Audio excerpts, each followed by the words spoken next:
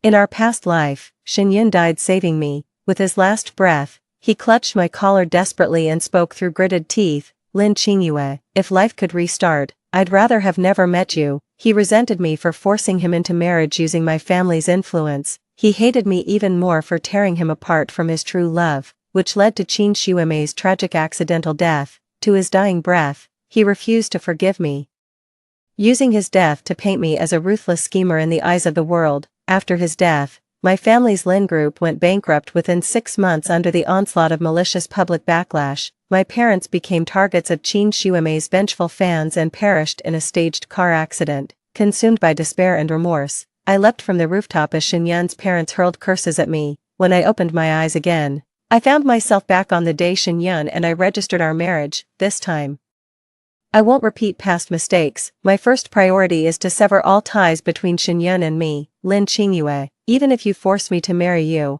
I'll never love you or touch you. Put that foolish hope out of your mind. Xinyun's furious shout echoed in my ears, jolting me awake from my dazed state. Didn't I jump to my death? Why am I seeing Xinyun again, alive and well? Don't touch me. If we're getting married, hurry up. You've got 1 minute to produce the marriage certificate yourself. Xinyun recoiled in disgust, shaking off my hand from his face before throwing the documents at me and storming out. The stinging pain in my hand confirmed this was real. I wasn't dreaming. I'd actually gone back to the day I forced Xinyun into marriage registration. In my past life, Xinyun only married me under duress after I coerced and bribed him. I thought this would mark the beginning of my happiness, but it ended in such a tragic way. Thankfully, heaven took pity and granted me rebirth. This time, I won't repeat my foolish mistakes. Through tear-blurred eyes, I watched his resolute retreating figure, wiped my tears, and resisted the urge to chase after him. He's right. With the Lin family's wealth and influence, what kind of man couldn't I have? This time, let me personally sever this ill-fated relationship. With that thought, I gestured to the nearby bodyguards to bypass Xinyun and bring over Qin Shuemei, who was hiding in the shadows plotting against me. Lin Qingyue, why did you summon me here? To flaunt your victory. Let me tell you, even if you forced Yun to marry you, his heart has always belonged to me alone. Qin Shuemei lifted her chin haughtily, revealing her slender, snow-white neck like a defiant white swan. What's going on? I sauntered over and remarked coolly, so what? If I want him to, he'll still have to marry me obediently. I deliberately said these things to provoke her, curious to see how she'd react. In our past life, she'd lurked in the shadows watching us get married, then confronted us with that pitiful unrequited love act just to guilt-trip Xinyun. Then while Xinyun went to get the car, she deliberately provoked me by the roadside with inflammatory remarks, baiting me into making a shoving motion. Truth is, I never pushed her. She grabbed my hand and threw herself backward toward the oncoming traffic, staging the scene to make me look vicious in Xinyun's eyes. Lin Qingyue, even if you have his body, you'll never have his heart. Don't celebrate too soon, just wait, your day of tears will come. Qin Shuemei never bothers to hide her ugly true colors around me. She wasn't wrong. In my past life, I forced Xinyun to marry me. On our wedding day, through her schemes, my husband not only called me vicious but even asked why I didn't just die. No matter how I tried to explain, he never believed me. Those curse-like words pierced my heart like a knife, leaving me utterly broken. Even now, the memory still brings pain. After that, he stopped coming home altogether, yet kept appearing on trending lists with Qin Shuemei all year round. Seeing him just once feels like a pipe dream, let alone anything else. This marriage might as well not exist for all the difference it makes. At this thought, I let out a bitter chuckle and exhaled deeply, swallowing a storm of emotions. I looked at her and asked, "Did you bring your ID?" Qin Shuemei clutched her bag defensively, eyeing me with suspicion. "What are you up to?" I didn't want to waste words with her, so I snatched her bag and rummaged through it for the ID card. Lin Qingyue, what the hell are you trying to do? Give me back my bag, or Ayun will make you pay for this. I swapped the documents and certificates I was about to submit with Xinyun and Qin Shuemei's. You. Qin Shuemei's eyes widened in speechless shock as her marriage certificate with Xinyun materialized before her. This time, I'll step aside for you too.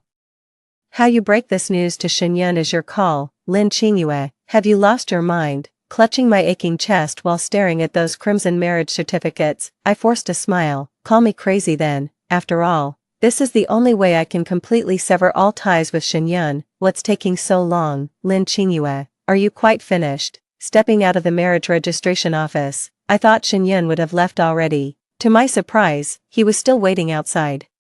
At this point, he merely resented me for coercing him into marriage with my influence. His hatred for me hadn't yet reached its peak. Setting everything else aside, Shen is truly an exceptional person, kind, handsome, always ready to help others, and academically brilliant. The only flaw I can find in him is that he doesn't love me back. In my past life, I was stubbornly blind. He was never meant to be trapped.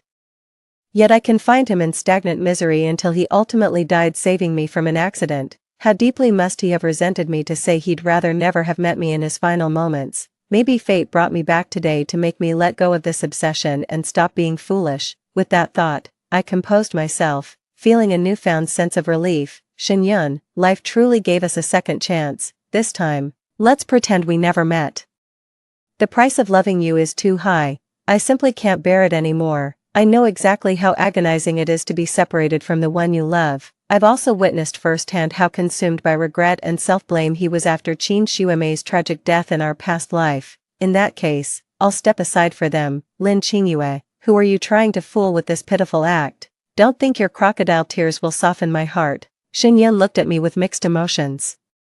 For a fleeting moment when he instinctively reached out, I genuinely thought he was going to wipe my tears. I didn't mean to cry, but I just couldn't hold it back. Anyone who gets a second chance after such a catastrophic ending would be overwhelmed with emotions, wouldn't they? Hurry up and dry those tears. Don't let mom and dad see you like this, or they'll think I bullied you again. Shen turned away in frustration, clenching his hastily withdrawn hand. Yes, mom and dad are still waiting for me. I can't worry them any longer. The thought of seeing my parents soon instantly lifted my gloomy mood. I completely missed the strange look Shen gave me. What are you doing? Let me hold on to the marriage certificate for now. In a few days, I'll give you a huge surprise. Shen suddenly tried to grab the marriage certificate from me, giving me quite a scare. I haven't figured out how to tell him about this yet, so I'll just head home first and think it over. It's not that I wanted to see it, I just know how forgetful you are. Don't be careless and lose the certificate. I won't accompany you to get a replacement if that happens. Shen spoke irritably, feeling something was off. Got it, don't worry. When the surprise arrives, you'll be thanking me.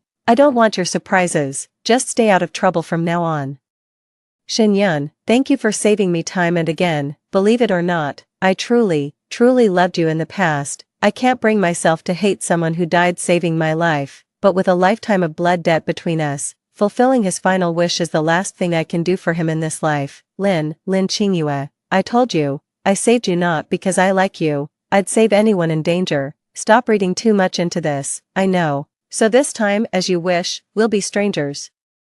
When Shen gazed into those dewy, lively eyes, his heart suddenly faltered, as if something precious was slipping silently away. Silence. Little did he know then, that final glance would become the enduring pain of his lifetime. I booked our engagement banquet at Grand Noble Hotel in a few days. Make sure your parents dress formally. I know you dislike publicity, so rest assured only our immediate families will attend. Got it. Are you done? Can you leave now? Shen, visibly out of patience, strode toward the driver's seat. I smirked and walked the opposite way, calling over my shoulder. Shen, this time it's really goodbye, for good. With him still staring in shock, I waved and drove off without looking back. Shen sat in the car, watching the taillights disappear, letting out a bitter laugh. When he walked out of the marriage registration office earlier, the one who always clung to him didn't even chase after him to beg him to stay.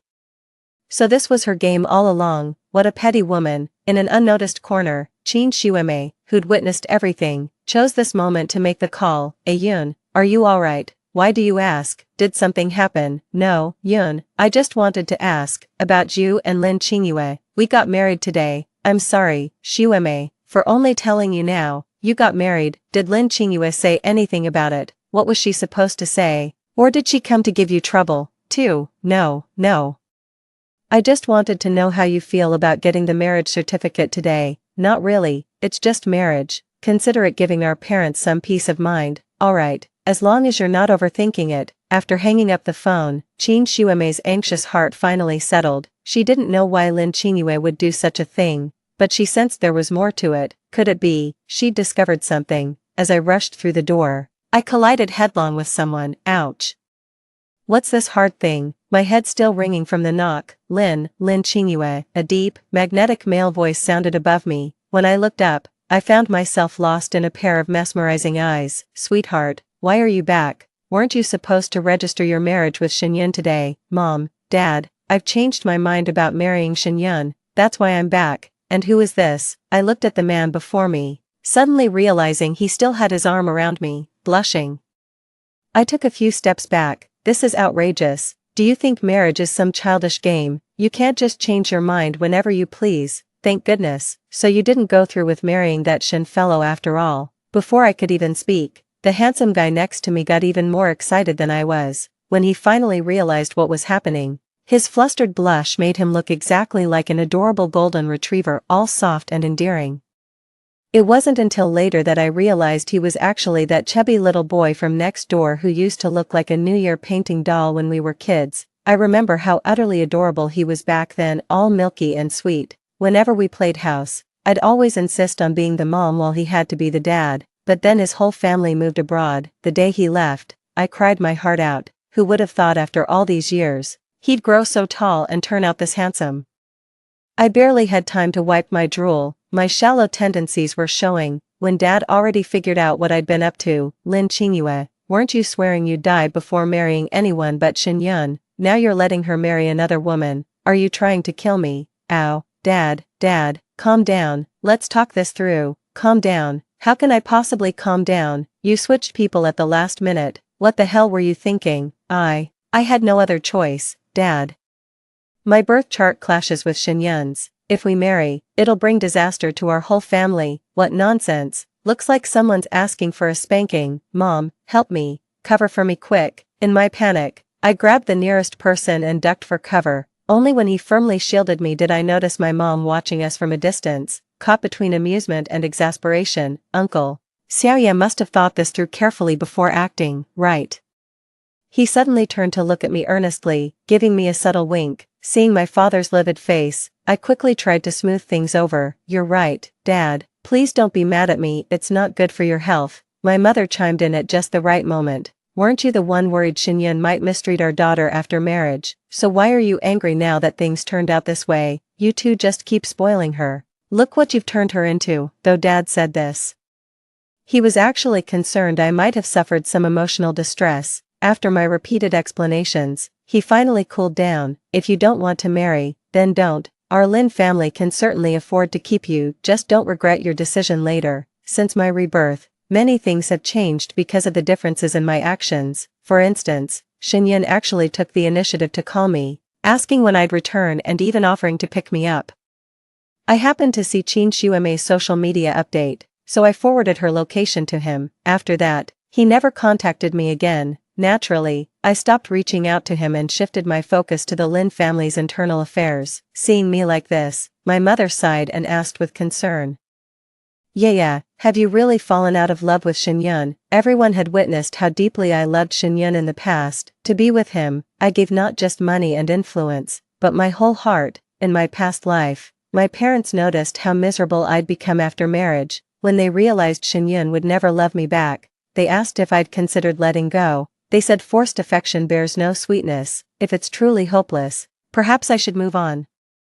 Life's too long to waste on unrequited love that only hurts everyone involved. Shenyan was wonderful, but what they truly wanted was my happiness. Yet letting go sounds simple. To me, Shenyan wasn't just my first love, he'd been my savior, rescuing me from dire straits time and again like a guardian angel. I'm utterly, hopelessly in love with him. Even if he doesn't return my feelings, even if he detests me, my heart still races uncontrollably whenever I see him. Besides, it's not entirely impossible that I could make Shenyan gradually fall for me. At the very least, his parents adore me, and they can't stand Qin Shuime. But alas, one wrong move leads to another. What's forced can never truly be mine. Mom, don't worry, I've made up my mind. I'll stay with you and Dad for the rest of my life. Okay, yeah, I'm glad you've come around. But, have you noticed Xiao Zhou treats you differently? Thinking about how I kept bumping into him lately, I stammered awkwardly.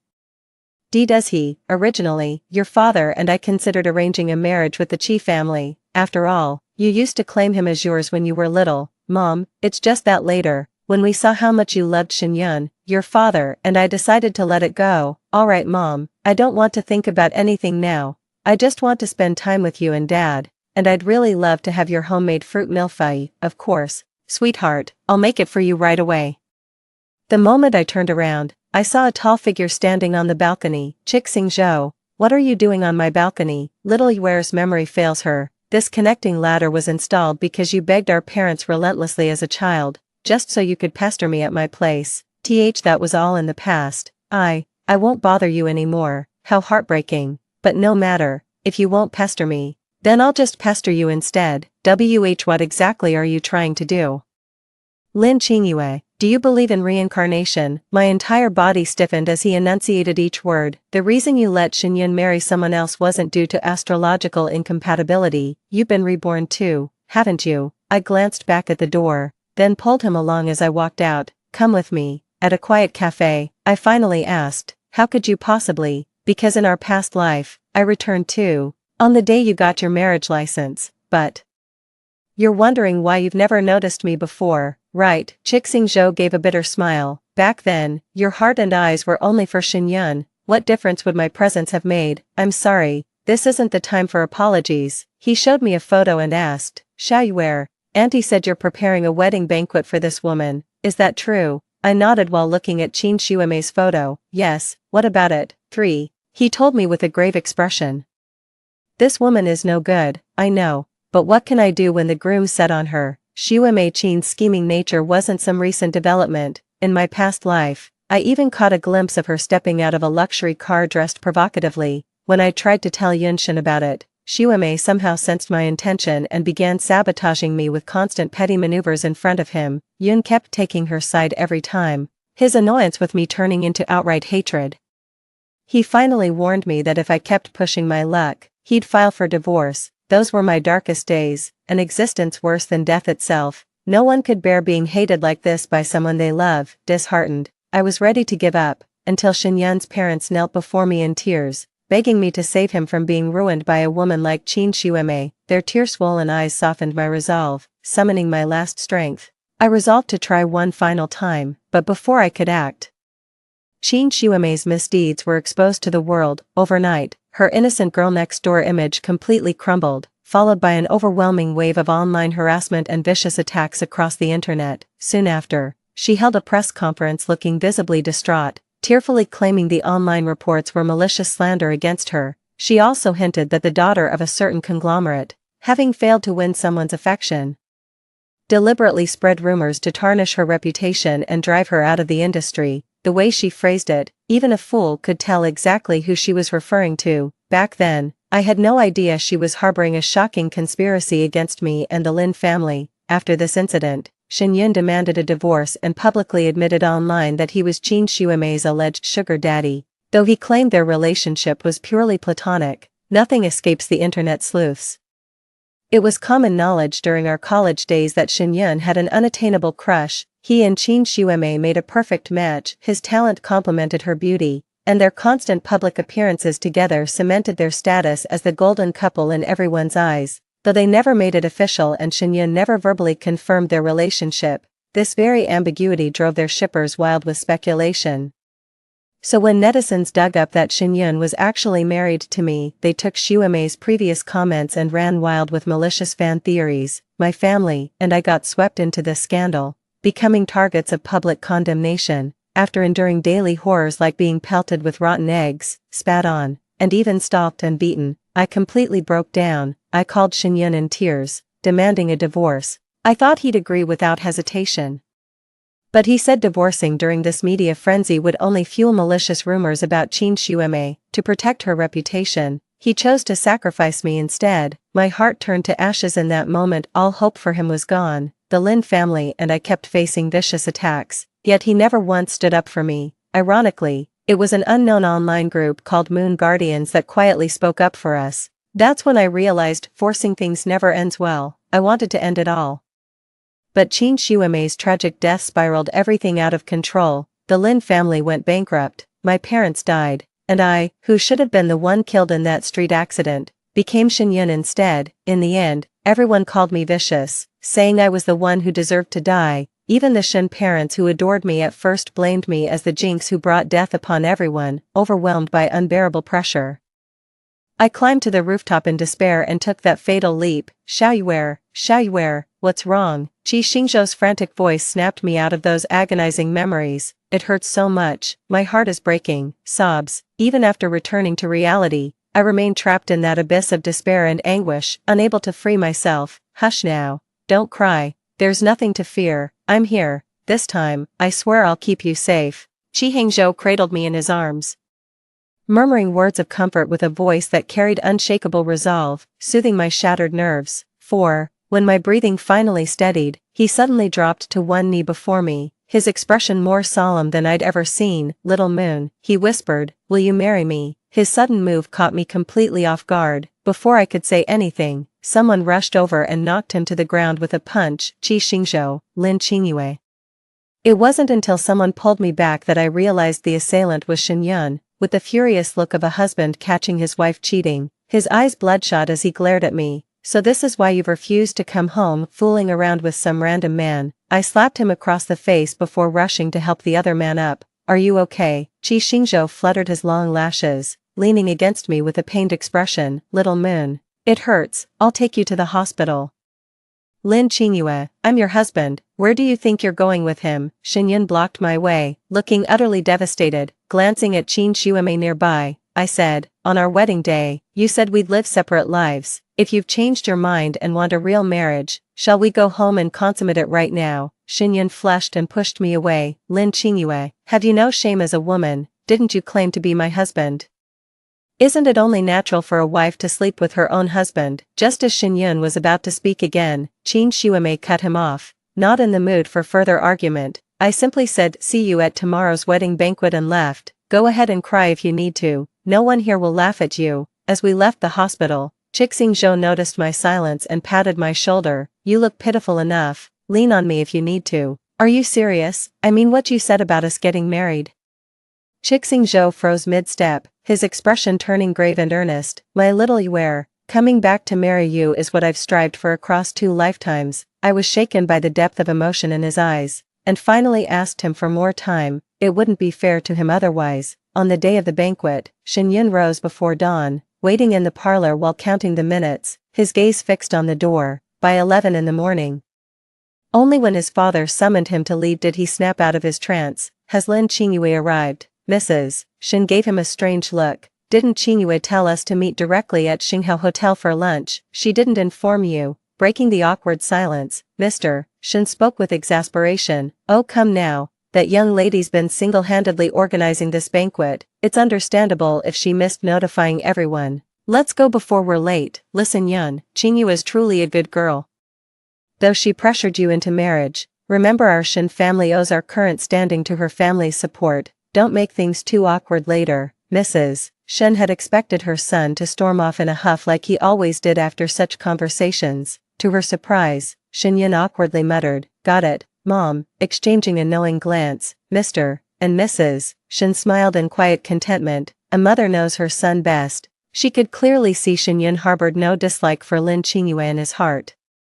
He's just too proud to be called a freeloader, that's all, as she sees it. With the Lin family's status and Qingyue being both beautiful and charming, what's the big deal if people joke about him mooching off her? Some men would kill for that opportunity. Who knows what her son's so hung up about? Uncle, Auntie, Xueme Qin, what are you doing here? Mrs. Shen's face immediately darkened when she ran into Xueme Qin and her parents at the hotel entrance. Qingyue Lin invited us. Didn't she mention it to you? Exactly, in-laws. How could we possibly miss such an important occasion? Who said we're in-laws? This is my son and daughter-in-law's wedding banquet. Don't go around using the wrong titles and causing misunderstandings. Mrs. Shen's words instantly cast an awkward silence over the gathering. Qin Xueme's parents never expected such cold treatment. Flushing with anger, they demanded, what exactly do you mean by this, Mom, Dad? Qin Xueme tried to intervene, but Shen Yun diffused the tension with a single remark, it's such a fine day, let's not spoil it, we can talk inside. His face darkened visibly, as if struggling to contain something. He kept checking his phone during the entire journey, but disappointingly, there was still no response. His stern expression softened only after entering the banquet hall, where staff guided him through the venue to see its warm, romantic decorations. He mused that someone who cherished him so deeply couldn't possibly have stopped loving him suddenly. It was all leading up to this moment. Chingyue said she kept it low-key to avoid upsetting you, but the exquisite food, drinks, and lavish decor show she poured her heart into every detail. Madame Shin's words instantly dissolved Xinyun's earlier displeasure, unbeknownst even to himself. He found the wedding banquet today rather agreeable, deep down. A secret flicker of anticipation had taken root. What kind of surprise might that clingy nuisance have in store for him today? Hello everyone, welcome to the wedding banquet Lin Qingyue, have prepared for Xinyun. As my image appeared on the central screen of the banquet hall, both the Shen and Qin families had already gathered. Now let's reveal today's biggest surprise, Xinyun, wishing you marital bliss. Through the screen, we locked eyes as an enormous cake was slowly wheeled in. Someone handed Xinyun a gift box, and only after seeing him accept it did I continue speaking. 5. Xinyun, I'm truly sorry for all the trouble I've caused you over these years by clinging to you. At least it's not too late to make things right. Today's wedding banquet is my gift to you and Qin Xuemei. I know she's the one you love, so I wish you both eternal happiness and a beautiful family. You're finally free. I won't disturb you anymore. The moment I ended the call, I saw Xinyun running toward me, his face a mask of shock and panic. He must be furious at my meddling. After all, I just made the biggest decision of his life for him. Even if he resents me, I won't regret it. In his heart, Qin Xuemei is beautiful and kind. How could he bear the regret of not marrying such a wonderful woman he loves so deeply? Tossing the remote and snapping the SIM card, I turned to Qi Xingzhou. Let's go abroad to heal, not from heartbreak, but soul weariness. I needed proper rest to regain the strength to start anew. Qi Xingzhou indulged my every whim, and that overseas trip stretched into 3 years. 3 years later, I returned as a business tycoon,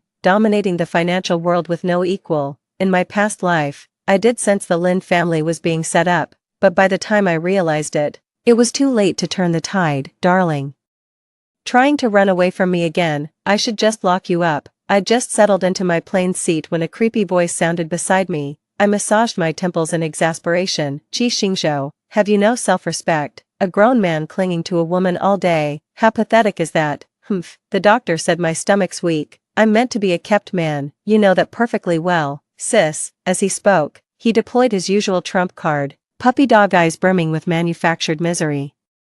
Are you tired of me? Planning to run back to your ex? I heard they've been searching for you like mad these past 3 years, rain or shine. Tell me, are you leaving me for them? I yanked his ear. I haven't even confronted you about all those secrets you kept, and here you are playing the victim. Ow, darling, I'm sorry, ease up. Hearing his whimper, I hugged him with tearful eyes. You fool, hearts aren't made of stone. Why didn't you tell me your last life ended because you stopped Qin Xuemei from destroying the Lin family, at the cost of your own? No wonder his assistant said he woke up one day and immediately had someone investigate Qin Xuemei, then rushed back to the country in a frenzy. Turns out in our past lives, after returning, he saw I'd already married Xinyun and chose to stay out of sight. He'd been quietly watching over me from the shadows all along, only stepping in when those incidents occurred. That team called Moonkeepers, they were his people too. He discovered Qin Xuemei was secretly conspiring with the Lin family's sworn enemies to bring them down. After being exposed, he became a hunted man. The Qi family had no domestic power base to protect him. With their enemies alerted and closing in from all sides, he chose mutual destruction with Qin Xuemei as his final act. Darling, please don't cry, it breaks my heart. Serves you right for not speaking up. I thought you were mad at me that night when I was drunk. I didn't mean to. I know, I was the one who initiated things that day. Honey, you can hit me or yell at me, just don't give me the silent treatment, okay? What? Qi Hangzhou finally caught on, gazing at me with those dewy eyes, utterly innocent. For 3 years, he'd been seducing me with these very tricks, until I finally caved. Forget it if you didn't hear me. Pretend I said nothing. Qi Hangzhou, what are you? Let go. Never letting go, not in this lifetime. My wife finally loves me. I'm the luckiest man alive. Who said I love you? I just felt bad seeing you cry like that, so I gave you a little comfort. The love-struck pup couldn't care less. For a bite of meat, crying was nothing. He'd go even further if needed. Right after landing, we bumped into an acquaintance at the airport. After years apart, Xinyun had grown more composed and reserved, yet remained just as striking. Honey, you've been staring at that guy for ages. Aren't you worried I might get jealous? As an arm snaked around her waist, the bristling puppy began marking his territory. Stop fooling around, you're yelling at me. I'm calling mom right now to tell her you're bullying me. Have you forgotten the Lin family motto, Chu Xingzhou? Alright honey, let's hurry home, I'm starving and craving mom's cooking. She said she made all your favorites. His endless chatter in my ear gave me a splitting headache, leaving no room to mind anyone else. 6. Let's go home already, you're so loud. As I pulled him past Shenyun, he grabbed my wrist. What are you doing? She's my wife, Lin Qingyue. Shenyun ignored Qi Xingzhou's outburst, looking at me with a mix of anger, urgency, and hurt. Don't you have anything to say to me? I looked at him calmly. Didn't we settle this 3 years ago? What else is there to say? That was your unilateral decision. Did you ever consider how I felt? Shenyun actually started crying by the end of his words. And Qi Xingzhou nearly lost his temper again upon seeing his tears. I held him down firmly and said to Shenyun, Lin Qingyue never regrets her choices, except for loving you. You're the one who said you wished we'd never met. Shenyun, I'm just granting your wish. I didn't. Those aren't my words. Even if you haven't said it now, the day will come when you'll say it out of sheer disgust. Cutting our losses now is best for both of us. No, that's not it. Honey. How much longer are you going to chat with this guy? Hurry home before our son starves. I guiltily swatted away the hand on my belly and walked forward, wondering how he knew I was pregnant. Is it that obvious? The 2 men behind me exchanged a silent glance, with the feisty younger one ultimately gaining the upper hand. Upon returning to China, the Lin family acquired their rival Hua family's company with absolute dominance. In my past life, Qin Xuemei was sent by the Hua family to sabotage me, colluding with the mole in the Lin group to bring down the Lin family. After years apart without me as her foil, Qin Xuemei has long been reduced to a discarded pawn. Rumor has it she still refuses to divorce Shenyun, since he's now one of Yunqing's rising elites, her last remaining lifeline. But Shenyun no longer defends her like in our previous lives. His obsession has now shifted to me. The only pity is, with the Qi and Lin families watching over me, I'm protected tighter than Fort Knox. Anyone I don't wish to see won't lay eyes on me again till the day I die, until Shenyun went berserk, posting desperate pleas online begging to meet me. Before going, I had no idea he'd been dreaming about our past lives. By the time I realized what was happening, Qin Xuemei had already dragged us to an abandoned house. She'd completely lost her mind. Lin Qingyue, you're the one who drove me to this. How dare you keep living your perfect life while I suffer? Qin Xuemei, you brought this on yourself when you hurt people first. Let Yaya go right now. Yaya, Shenyun, I'm your lawful wife. This woman tossed you aside like trash on your wedding day. How can you not hate her? Shenyun Chao looked at me, his eyes filled with deep affection and regret. His eyes red, he began, Yaya, you've actually misunderstood me all along. From beginning to end, you're the only one I've ever loved. In my past life, I admit I initially disliked your bullying, but later, I genuinely wanted to build a life with you. However, Qin Xuemei ruined everything, creating endless misunderstandings between us. After I discovered what she'd done, I wanted to protect you, but I couldn't stop it. Enough, I don't want to hear it. I cut him off. Even if what you say is true, the one who hurt me the most is you. You claim to love me, yet all I've ever felt from you is coldness and contempt. You enabled her to hurt me and showered her with all your affection. Is this what you call love? No, that's not how it is. Yeah, I was blinded. I didn't realize. It doesn't matter anymore. You said if life could restart, we'd pretend we never met. I hope you'll keep your word. Yeah. Can't you just give me one more chance? I truly know I was wrong. After you vanished from the wedding that day, I finally saw how terribly mistaken I'd been. Haven't you said enough? Qin Xuemei, pushed beyond endurance, brandished her razor-sharp dagger. None of you will leave here unharmed today. Shenyun, I'm giving you one last chance. Promise to live properly with me from now on, and I'll let you go. What do you say? If you stay silent, I'll kill Lin Qingyue first. No, I promise you, but you have to let her go first. Really, you'd truly let me become your real Mrs. Shen? Yes, release her and we'll go home to live properly together. Qin Xuemei seemed swayed by his words and began walking toward me. Just as the blade was about to sever the rope, she abruptly changed direction, descending into complete madness. Ha, Shenyun, do you really think I'm stupid? You capitalists are experts at kicking the ladder after climbing up. You all deserve to die.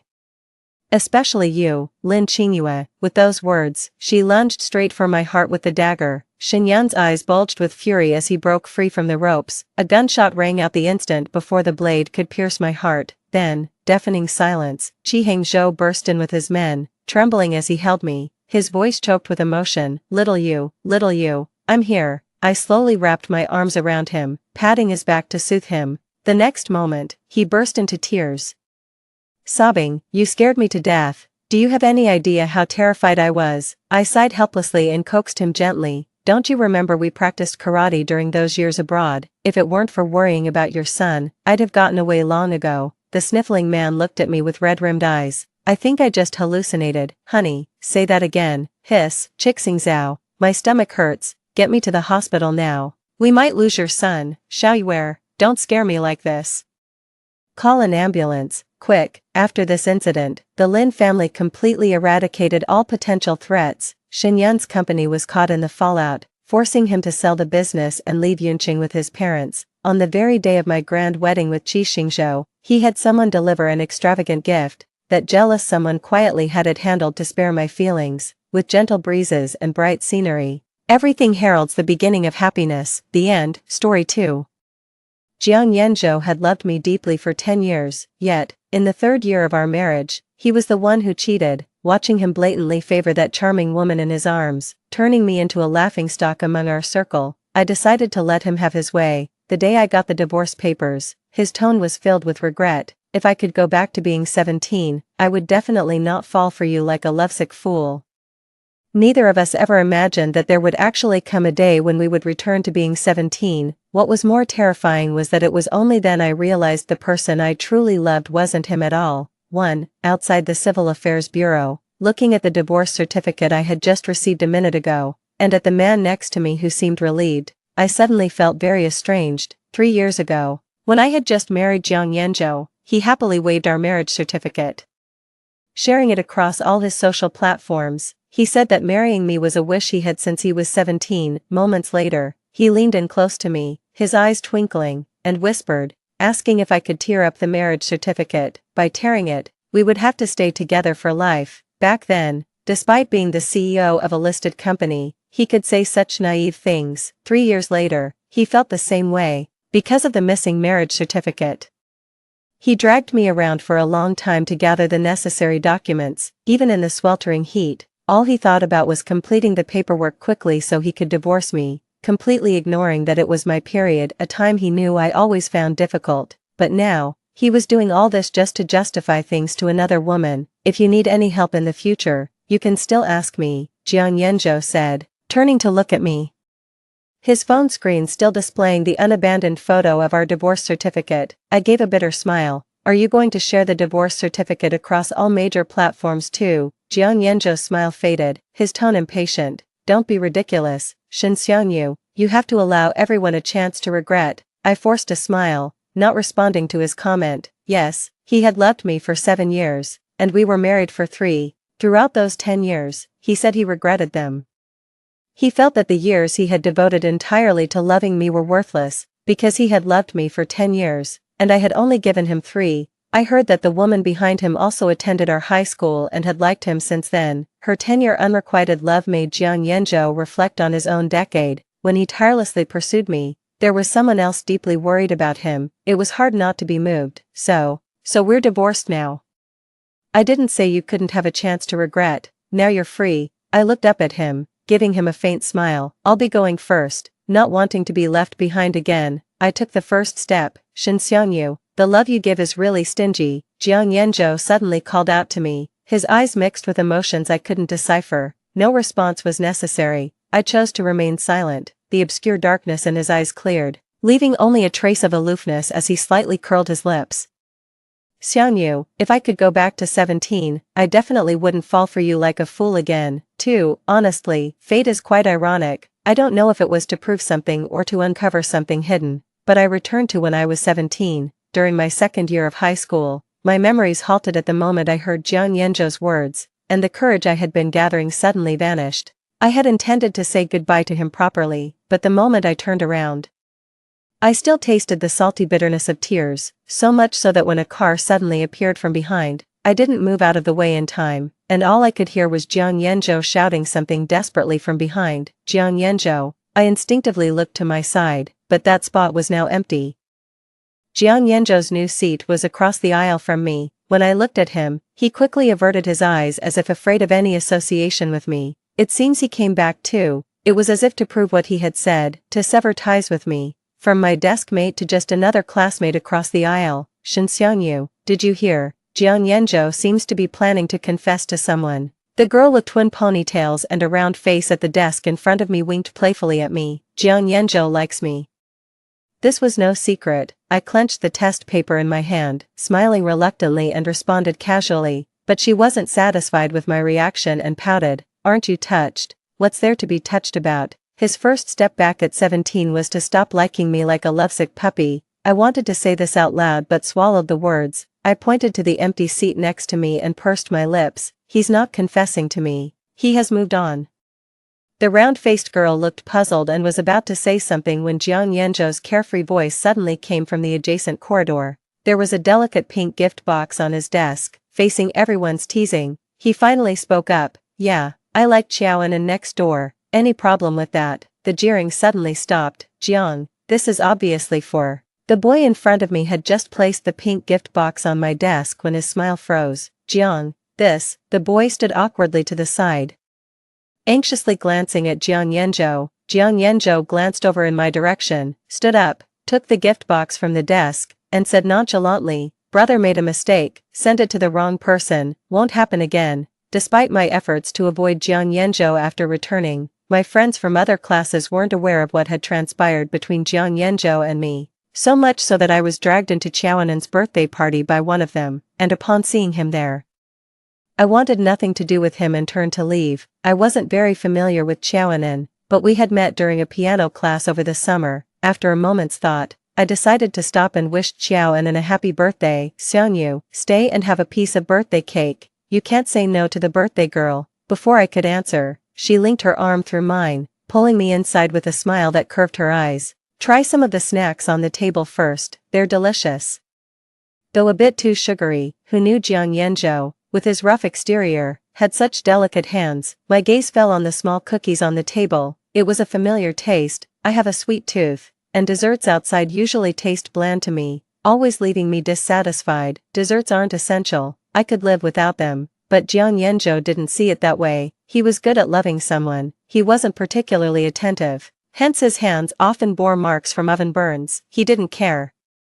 Just kept placing the desserts he made in front of me, until he made the one that suited my taste the best. Unknowingly, I had finished all the cookies on the table. When I looked up, I met Jiang Yanzhou's gaze. He stood in front of me. Due to the backlight, I couldn't make out his expression. Is it good? His tone was filled with detachment. I nodded and then added, but it's too sweet. Not everyone can handle this level of sweetness. Ah, a mistake.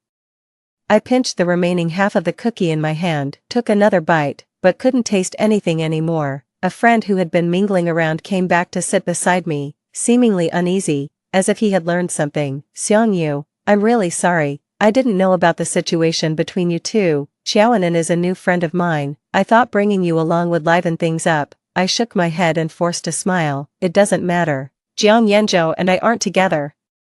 And I don't even like him, so it's not a big deal. 17-year-old Shen Xiangyu didn't like Jiang Yanzhou, but with the memories from 10 years later, honestly, I couldn't let go that easily. I picked up the cake that Xiaoan had just shared, buried my head in eating it, blocking any further inquiries from my friend. The lights in the room flickered, casting shadows over the bustling scene opposite us. I felt a moment of dizziness, my chest felt tight and panicky.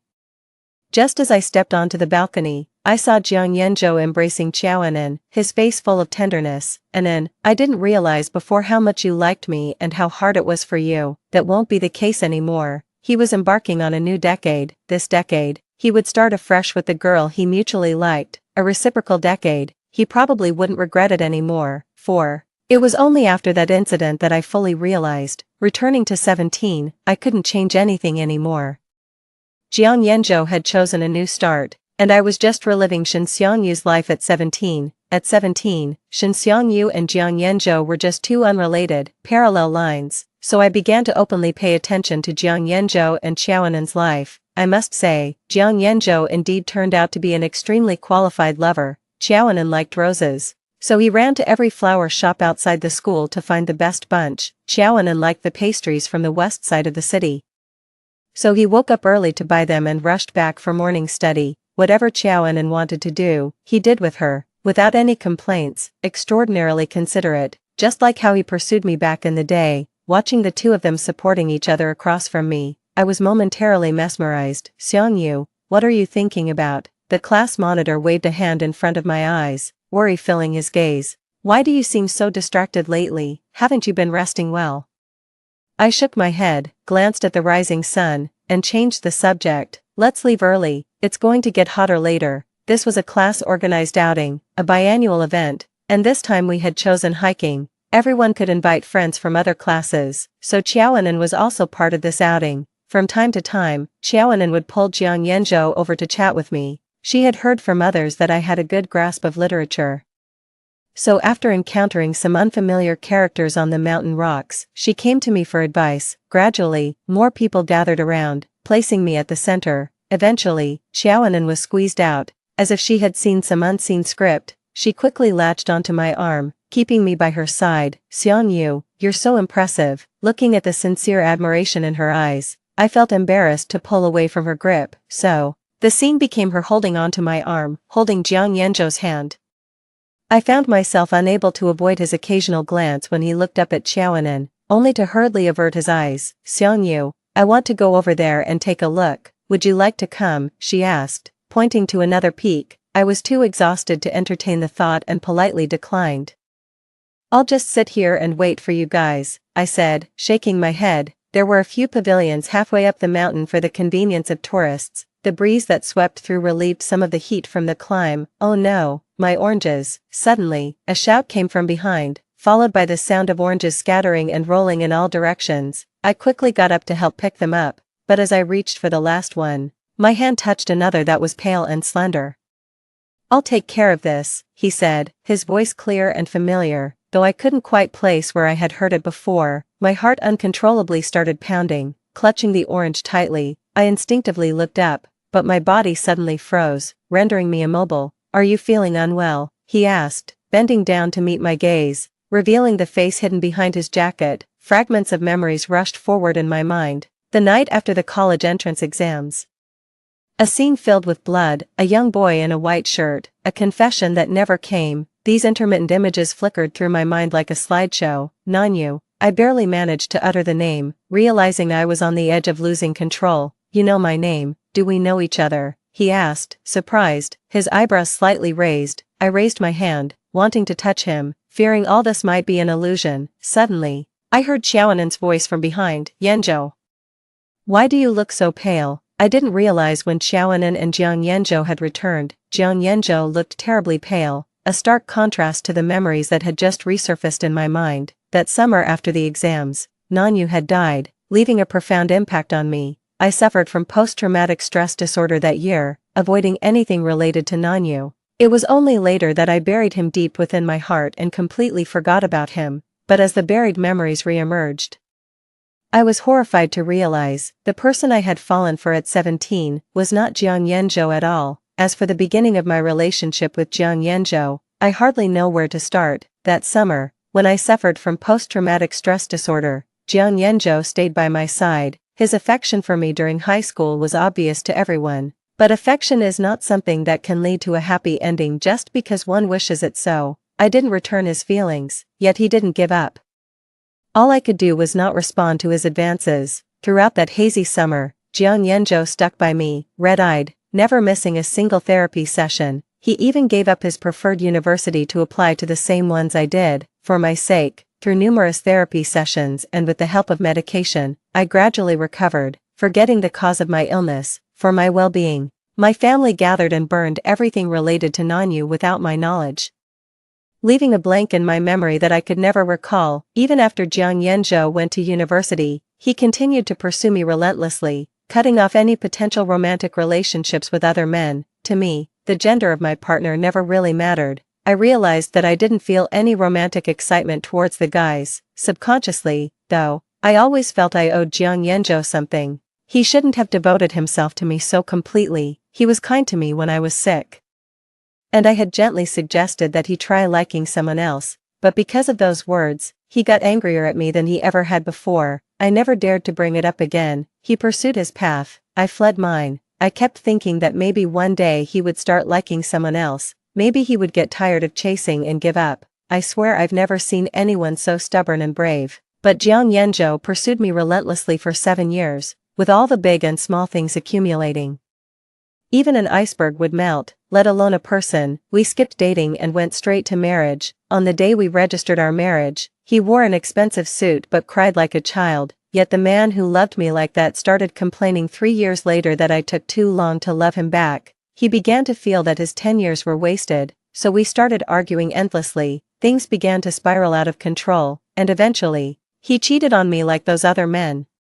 I heard he found a woman who had liked him for 10 years. I finally gave up clinging to him. 10 years, an insurmountable barrier. During those long nights of deep contemplation, his decision was to leave me, whom he called heartless and ungrateful. Unexpectedly, we both reverted to being 17. He started a new life, finding mutual love with the girl who had secretly adored him for 10 years, and I returned here, searching for the buried past, to save the one I loved in my youth. The main story changed unpredictably after Jiang Yanzhou came back, causing an uncontrollable butterfly effect. Previously, I didn't go on a hike because Jiang Yanzhou had carelessly scratched my leg while moving a table, but this time, without those incidents, I participated in the hike as normal and met Xiao Nanyu earlier. I met Xiao Nanyu, who was supposed to transfer schools the next day and sit next to me. Hello everyone, I'm the new transfer student. My name is Xiao Nanyu. Please take care of me. I looked up, and our eyes met. Seeing me looking at him, he tilted his head and smiled, then said to the teacher next to him, "Teacher, I see that seat is empty, may I sit there?" As he picked up his backpack and sat next to me, my tense body questioned whether this was all just an illusion. There's a saying that scent carries memories and emotions. When the familiar fragrance of his detergent reached my nose, my eyes welled up again. Is sitting next to me that upsetting? Xiao Nanyu's hand froze mid-air, somewhat at a loss as he scratched the back of his head. Should I apologize then? He was always like this, clueless but always the first to apologize, whether it was our first meeting, or the time after our college entrance exams when he came to find me. He arrived early just because I did, always ready to appease me, even though he had promised to bring me lotus seed pastries that day, but I never saw him. Nor did I get the pastries. A deep sadness intertwined within me almost buried me. I was distracted for the entire class. What broke my reverie was Xiao Nanyu placing a few peach-flavored candies on my desk. "I'm sorry, I don't know why you're so upset, but I heard eating sweets can lift your spirits." He pointed at the candies on the desk, his smile revealing his fangs. All day, I couldn't prepare myself emotionally. I wasn't sure how to start a conversation with him. It wasn't until the hygiene monitor reminded me to clean up in the evening that I remembered it was my turn for duty today. "Xiang Yu, your partner took the afternoon off, so you're on your own tonight. Hard work, huh?" I nodded and waited until the classroom was almost empty before I went to the corner to pick up a broom. "I'll do it."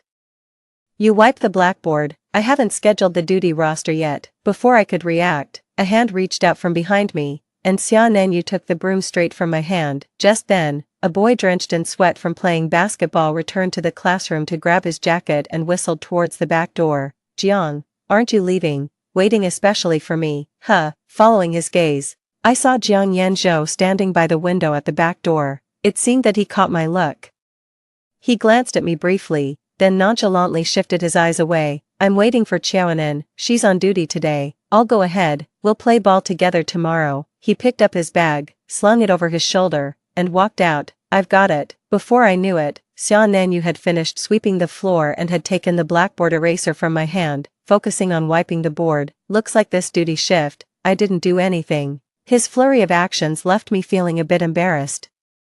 I was just thinking about whether or not to offer him a drink, but he beat me to it, his harmless face suddenly close, his cheeky smile barely hiding his dimples. "Shen, has anyone told you, you're an open book with your expressions? Since that's the case, how about treating me to a soda, or something else you choose? I'm good with anything." Xiao Nanyu has always been straightforward in his dealings. Since that interruption, I've gotten to know him again, especially since we're desk mates.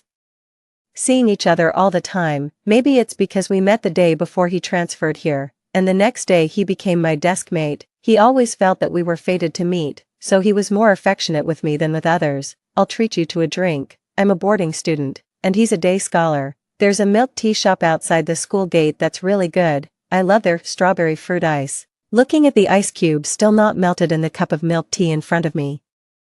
Then at Xian Nanyu's sweat-drenched face, did you run here? Extra sugar, extra ice, drink up before it melts. He turned his face to wipe his sweat, avoiding my question, but I always feel that unrequested favors have ulterior motives. In a past life, Xian Nanyu always used "you scratch my back, I'll scratch yours" tactics to sweet-talk many favors from me. Seeing him busy with his own thing, I took a sip through the straw. Hey Shen Xiangyu, I have something. Last time I cleaned for you.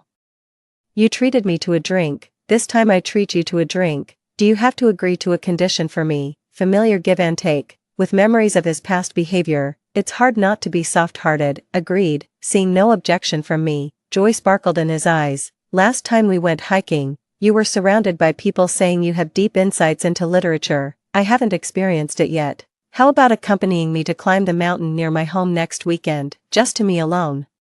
His words came out in a rush. At the moment he finished speaking, both he and I were stunned. It's not just me, there are also my friends from back home. He hurriedly turned his head and grabbed a Chinese textbook from nearby, diving into it earnestly. Yet somehow, despite being 27 in mental age, I found myself feeling a bit flushed. As scheduled, I arrived at the mountain. Xian Nanyu and his friends were already there, and they waved at me as I approached. In fact, in my previous life, I had also agreed to accompany Xian Nanyu on a hike, but compared to this life, it happened much later. That was also when I first met these friends he often talked about. Hey girl, over here. A guy with light golden curly hair suddenly jumped up and waved at me. I recognized him. 10 years later, I would see him on TV. He became a local police officer, praised in the news for maintaining good public order in the area. Hey girl, you're really pretty.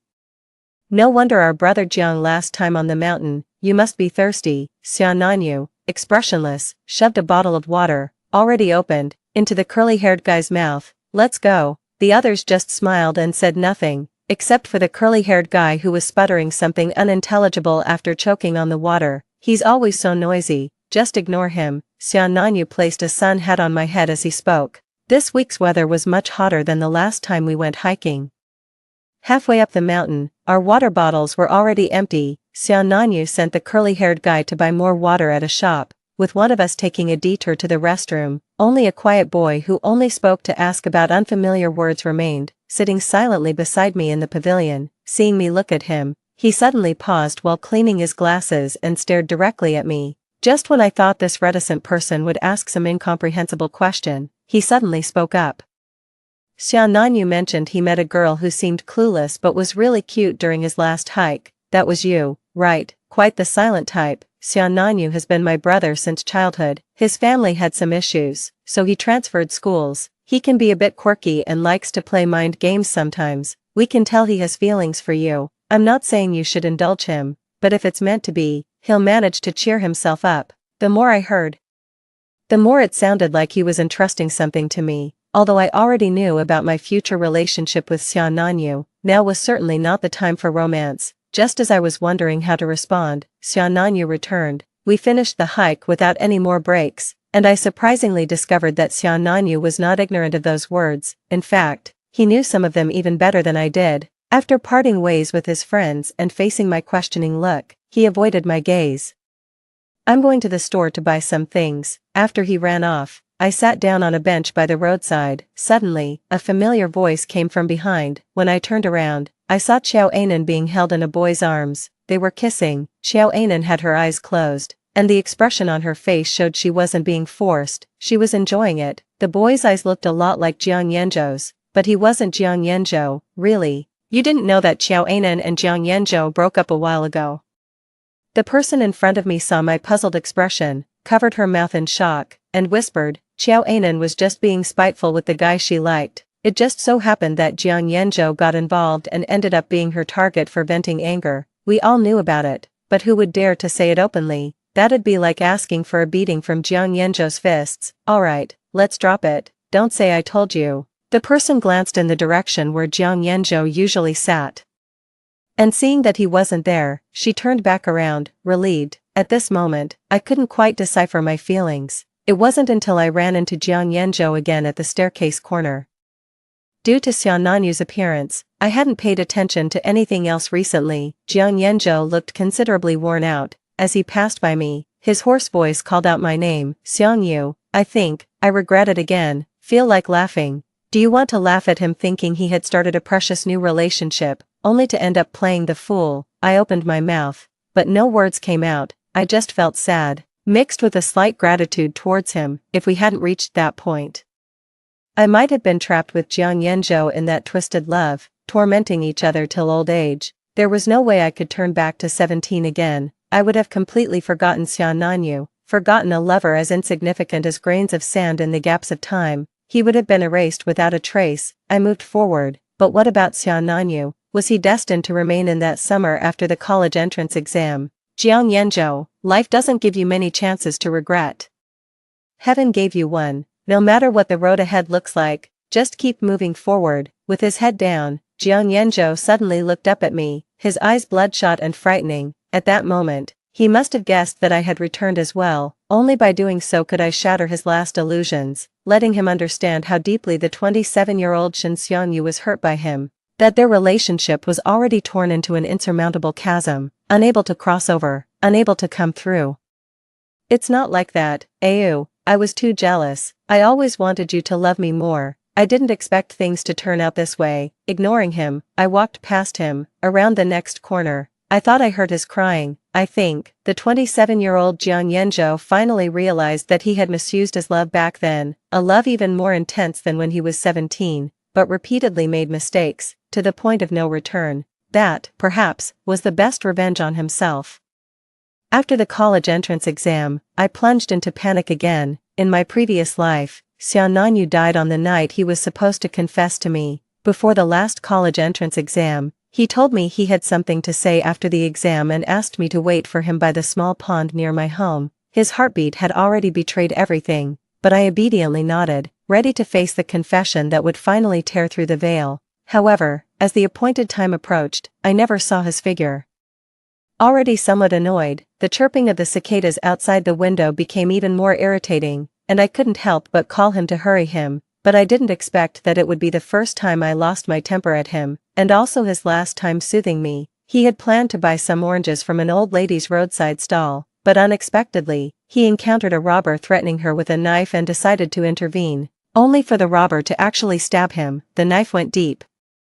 Lying on the ground, Xian Nanyu's body was still twitching uncontrollably, like a dying fish. The blood soaked through the lotus seed pastries he had brought for me, and the flowers next to him had been crushed beyond recognition by the passing traffic. This time, I went to the old woman's stall ahead of time, bought all the fruits on her stand, and sent her home early. I also changed our meeting place to one at least 10 miles away from that street. As time ticked by, when I couldn't help but think about calling him again as the summer cicadas buzzed annoyingly, Xian Nanyu appeared. The days in summer are long. The setting sun behind him cast a halo around him, blurring his figure, making me squint to see him, until he walked up to me, pulled out the bouquet hidden behind him, and smiled. Looks like someone was getting a bit anxious. I walked around 2 blocks just to pick the peonies you like, but it's still my fault. I need to make it up to you properly.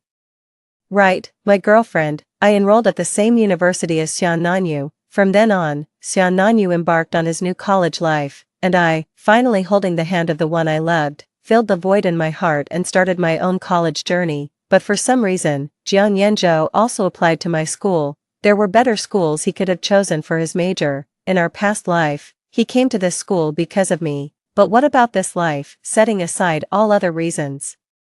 It only meant that he was stuck in place, unwilling to move forward. However, he never disturbed me. Even when we crossed paths, he would just nod slightly and then pass by. I breathed a sigh of relief, but Xian Nanyu beside me started to make sarcastic remarks. So sour. I wonder where the jealousy is spilling from. It was only after spending a lot of time together that I understood the sarcasm that the guy with the black glasses had meant during our hike. I didn't speak. Alright, I get it. You don't cherish what you have once you've got it. Now you can't even be bothered to talk to me. fine, fine, I guess you need to give me some cold treatment to cool me down. As his words grew more absurd, I, almost like a thief, looked around and leaned in to kiss him. Then, both of us fell silent. I'd just been reading too many novels lately, everything seemed to be proceeding by the book, but for some reason, I started feeling anxious again recently, especially this time. After watching a movie with Xiananyu, when we saw a long line at a pastry shop because their lotus seed pastries were selling well, and he ran to line up, my panic peaked. Ever since I returned to being 17, I had never mentioned lotus seed pastries again, so when he suddenly brought it up, I didn't react at first. I just heard him telling me to wait there, and then he ran off, watching his figure getting farther from me. I suddenly felt like he wouldn't come back. I hurried after him.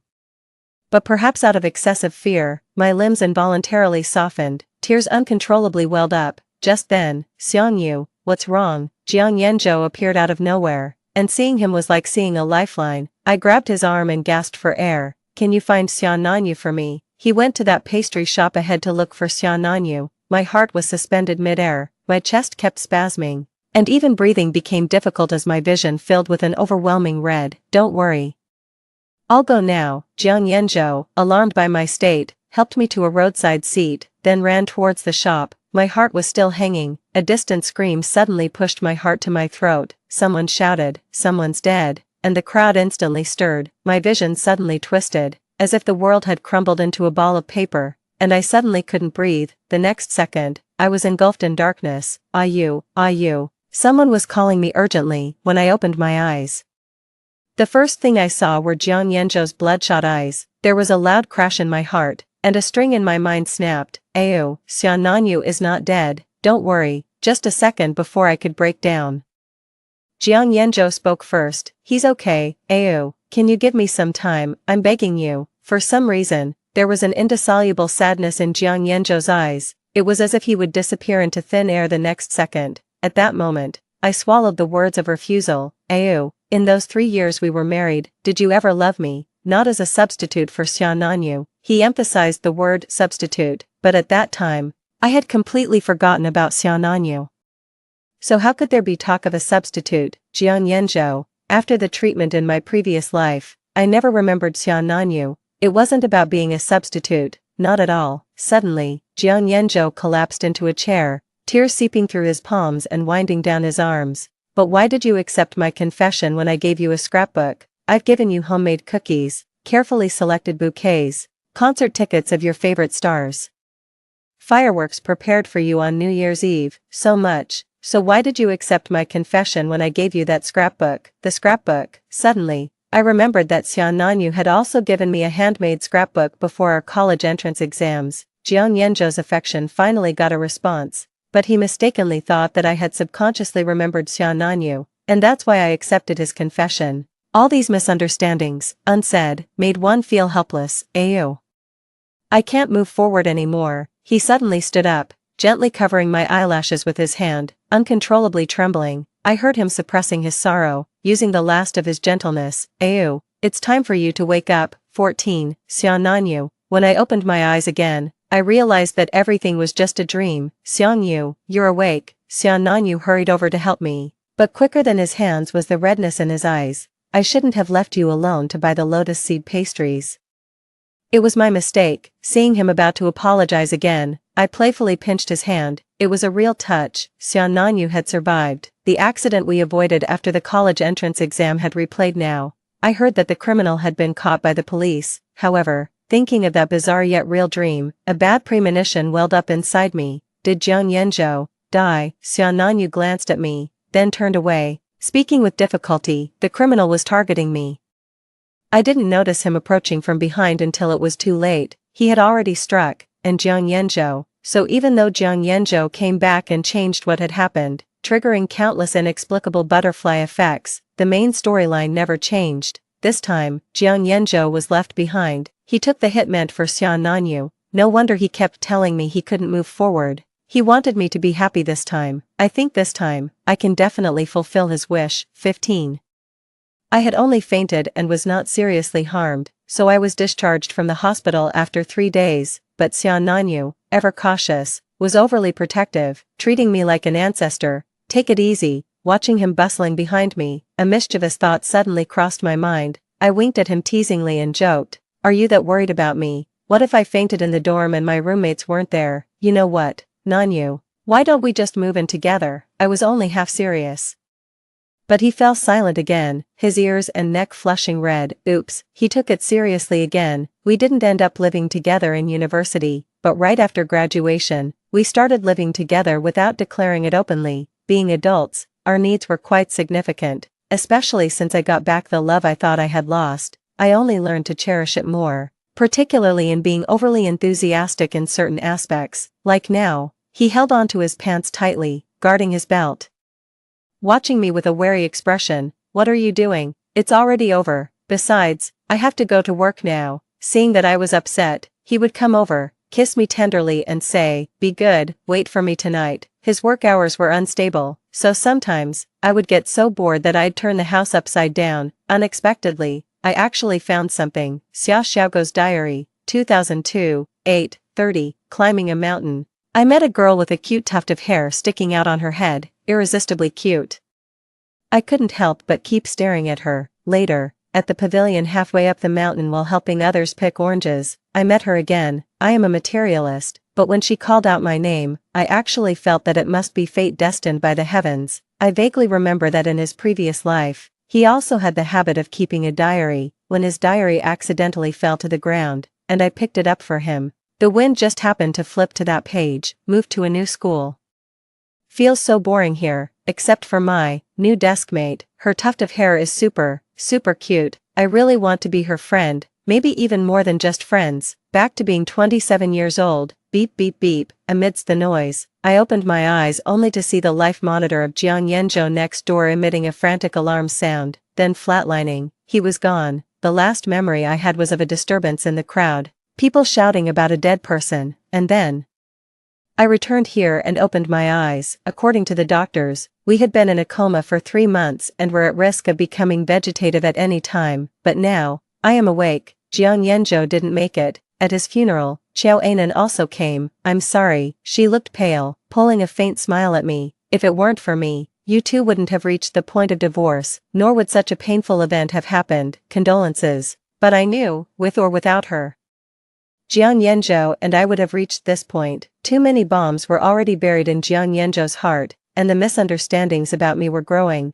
not something that could be explained in a few words. Between him and me, it was a dead end from the start. No need to apologize. Even if it weren't for you, we would have divorced. Seeing me speak so calmly, Qiao Anan's face showed a hint of surprise, quickly returning to that lifeless expression. If I'm not mistaken, the boy she liked in her youth had stomach cancer in college and died within just 2 months, and Jiang Yanzhou's eyes resembled that boy's. In times of mental breakdown, people disregard morals and desperately seek a pillar of support, so she learned the story of Jiang Yanzhou and me, and then fabricated a story about her secretly loving Jiang Yanzhou for 10 years. Jiang Yanzhou used her to provoke me. She used Jiang Yanzhou as a substitute. In the end, it was all mutual exploitation.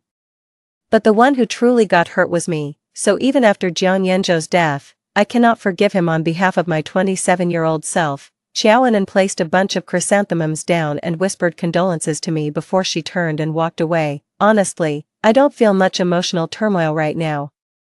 It's because returning to when I was 17 feels too real to be false. If that's the case, then the one who died there was Jiang Yanzhou, and Xia Nanyu. I dare not think further. Life goes on as usual. I occasionally go to the west of the city to buy newly released pastries, intentionally avoiding lotus seed paste pastries. I also scramble for concert tickets online like other college students, just to see the singers I loved in my younger years, but amidst the bustling crowds, my loneliness becomes even more profound. I miss Xia Nanyu so much. I don't even know if he survived in the end. If he did, where might he be now? Does he still remember me? "Grandma, these oranges smell wonderful. I'll take 2 kilograms. Coincidentally, I ran into the same old lady from when I was 17. Over the past decade, her hair has turned silver, but she remains robust. I think she recognized me. She secretly slipped a couple more oranges into my bag, carrying the bag while walking home. A disaster occurred. The bag broke. What's worse, it was on a downhill slope. Watching the oranges roll away, I hurriedly ran after them, Just as I picked up the last orange, the back of my hand brushed against something cool. It was a pale, slender hand, sent as a carrier of feelings and memories. The familiar fragrance of Shenlong laundry detergent flooded into my nostrils again. I couldn't believe it as I lifted my head, only to meet his gaze, deep like a pool of water. He paused for a moment, then squinted and smiled at me, his dimples faintly visible. "Sorry, I don't mean to hit on you, but I can't help feeling, ma'am, have we met somewhere before?" Story 3, in my past life, I accidentally fell into water. After Gu Yannan gave me CPR, he was forced to marry me to take responsibility. That's why he grew to despise me, though he never wanted to marry me. He suddenly agreed. Decades later during a hospital interview, he wrote, "Meeting someone too extraordinary in youth dooms a lifetime of regret. Only then did I realize his heart had always belonged to our junior sister. His agreement to marry me was just spite toward her." Reborn. I severed every thread connecting us. When I came to, I spoke up first. Comrade Gu was kind enough to save me, but I won't hold him responsible. 1. Waking up,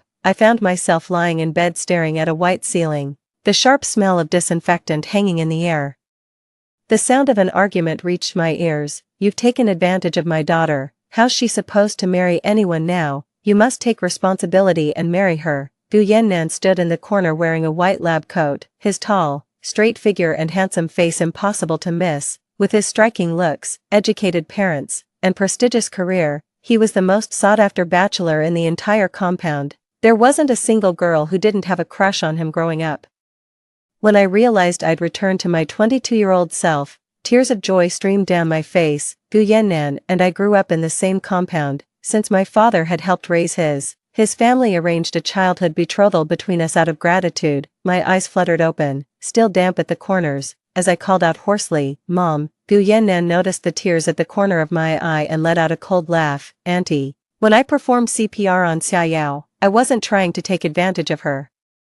I don't have feelings for Xiaoyao either. There's nothing romantic between us." Mother looked at me with pity in her eyes. In these times, physical contact between men and women is a sensitive matter. Mother only pressured Gu Yannan to marry me because she feared it would damage my reputation. I straightened up and said, meeting Gu Yannan's indifferent gaze, "Comrade Gu was kind enough to save me. I won't hold him responsible." As the words hung in the air, Gu Yannan's eyes flickered with momentary surprise before regaining their usual composure. 2. In my past life, Gu Yannan was the most outstanding young man in our compound, secretly infatuated with him and bound by our childhood betrothal. I naturally hoped this incident would lead to our marriage. After rescuing me from drowning with mouth-to-mouth resuscitation, both sets of parents pressured him into marrying me. He had been firmly refusing all along, and truth be told, I never wanted to force him either. Just as both families were negotiating the annulment, he suddenly agreed to marry me. We married shortly after. On the second day of our marriage, while delivering lunch to Gu Yannan at the hospital, I encountered a violent patient brandishing a knife. When the blade swung toward Gu Yannan's hand, I threw myself in front of him. The sight of blood on the floor made my mind go blank. I'd lost a finger. Later, he continued working at the hospital while I stayed home during my pregnancy. As he got promoted, I followed along with his job transfers. Gu Yannan was never particularly kind nor cold to me. We just seemed perpetually stuck, unable to take our relationship any further. When our child turned 1, he was supposed to be promoted to a top-tier hospital, but instead volunteered for medical aid in Tibet. From then on, I raised our son alone, not seeing Gu Yannan for 3 years. Beyond sending money occasionally, he completely vanished. I've nearly forgotten what he looks like. When my son was 10, I lugged all our luggage alone and traveled all the way to Tibet with him to find his father. When I reached his workplace, I introduced myself. "Hello, I'm Dr. Gu's wife. I brought our son to see him." The man lifted his eyelids and gave me a once-over before saying, "Humph, which one of Dr. Gu's admirers are you?" "Dr. Gu does have children, but just one daughter." I froze on the spot. After bringing my child and making numerous inquiries, I finally learned that Gu Yannan came to Tibet because his junior colleague had been transferred there. Back then, he gave up his prestigious position at a top-tier hospital, trading a promising future just for the chance to work alongside his first love. But we were about to call off the engagement. It was his own choice to marry me. Before signing the marriage certificate, I asked him repeatedly, "Do you truly want to marry me?" He always replied, That's what gave me the confidence to register our marriage. The high altitude in Tibet often causes oxygen deprivation. The very next day, my son developed a high fever from altitude sickness. I spent the night at the hospital and called Gu Yannan from a public phone booth. Gu Yannan said, "Xia Yao, it's the middle of the night. Can you please stop this? I'm in Tibet, not Beiping. There's no way I can make it to you." My son was crying for me, and the nurse called me over. I had to hang up without another word. After staying up all night caring for my son, I ran into Gu Yannan at the cafeteria while getting food. The woman said something that brought a faint smile to his face. It was a smile I'd never seen before. When our son was born, he smiled too, but just briefly.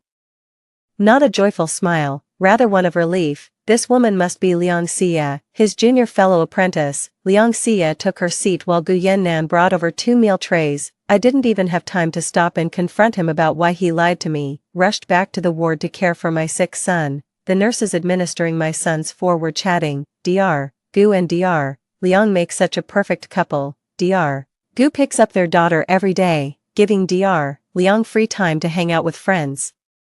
What a shame, someone as handsome as Dr. Gu married Dr. Liang so young. Watching my son lying in the hospital bed with high fever, my heart ached with sorrow. When fetching water, I saw Gu Yannan bringing Liang Xia's daughter back to the office. All these years, I've raised our child alone. When our kid needed parenting the most, he went off to Tibet for work, leaving me stranded in Beijing. Yet here he is, playing nanny for someone else's child. I stepped into his office. Gu Yannan. He looked up at me with furrowed brows. "What are you doing here? Why did you come here?" He visited his son in the hospital ward, but the boy didn't even recognize him, just kept calling out, "Uncle." But the little girl beside him called out sweetly, "Daddy, who's he?" I've struggled alone to raise our child, yet here he is playing daddy to someone else's kid. Before coming to Tibet to find him, my son eagerly said he wanted to see what his father looked like, but when we actually met him, his stern expression made my son hide behind me and whisper, "Mom, that's not my dad." The next day, he bought train tickets and sent me and the child back to Beijing. During an argument, I learned he only married me out of spite towards Liang Xia. In a fit of anger, he told Liang Xia, "If you leave, I'll marry Xia Yao immediately. I mean what I say." Little did he know that this moment of pique would mark his final parting with Liang Xia. I'd resolved to stop meddling in his affairs with Liang Xia, yet decades later, approaching retirement after being reassigned to Beijing, he left this hospital interview remark, "Meeting someone too extraordinary in youth dooms one to lifelong regret." During a live broadcast, his gaze settled on Liang Xia as he said, "The one you couldn't have in youth will haunt you for life." His remark caused an uproar across the internet. Netizens exposed my identity as his wife, along with the real reason behind our marriage. Though he married me out of spite towards Liang Xia, the narrative twisted into me forcing him into marriage through relentless pursuit. It wasn't until later that I discovered the person causing the hospital disturbance wasn't his patient, but Liang Xia's husband. Her husband believed Liang Xia and Gu Yannan had cuckolded him. Yet I was the one who ended up disabled because of it, under the relentless waves of cyberbullying. I eventually succumbed and passed away during an illness. On my deathbed, my deepest regret was never divorcing Gu Yannan. Thank heavens, I'd been given a second chance at life. This time, I won't make the same foolish mistakes. 3. As Gu Yannan left my hospital room, Mom held my hand and gently touched my forehead. "No fever, right? You used to be so fond of him, and you even got engaged to him." I looked at my mother firmly and said, "Mom, that's all in the past now. Besides, both Gu Yannan and I have grown up. Childhood betrothals hardly count anymore. At our age, we should be free to choose our own partners. Besides, he already has someone he likes." Mother's eyes filled with concern. "But, he saved you from the riverbank. He kissed you. So many people saw it." Mom was worried that Gu Yannan kissing me would damage my reputation. I held Mom's hand. "Don't worry, Mom, he was just trying to save me. It wasn't a real kiss." Mom sighed. "All right then. I'll respect your decision." 4. As a college graduate, I had bright prospects ahead. Even without further studies, I could land a decent job in this era. As long as I don't marry Gu Yannan, I won't repeat the same mistakes. In my past life, I stayed home raising children after graduation, squandering my prime years and career opportunities. By the time my kids grew up, I had no work experience left. No employer would hire me anymore. Gu Yannan was 2 years my senior.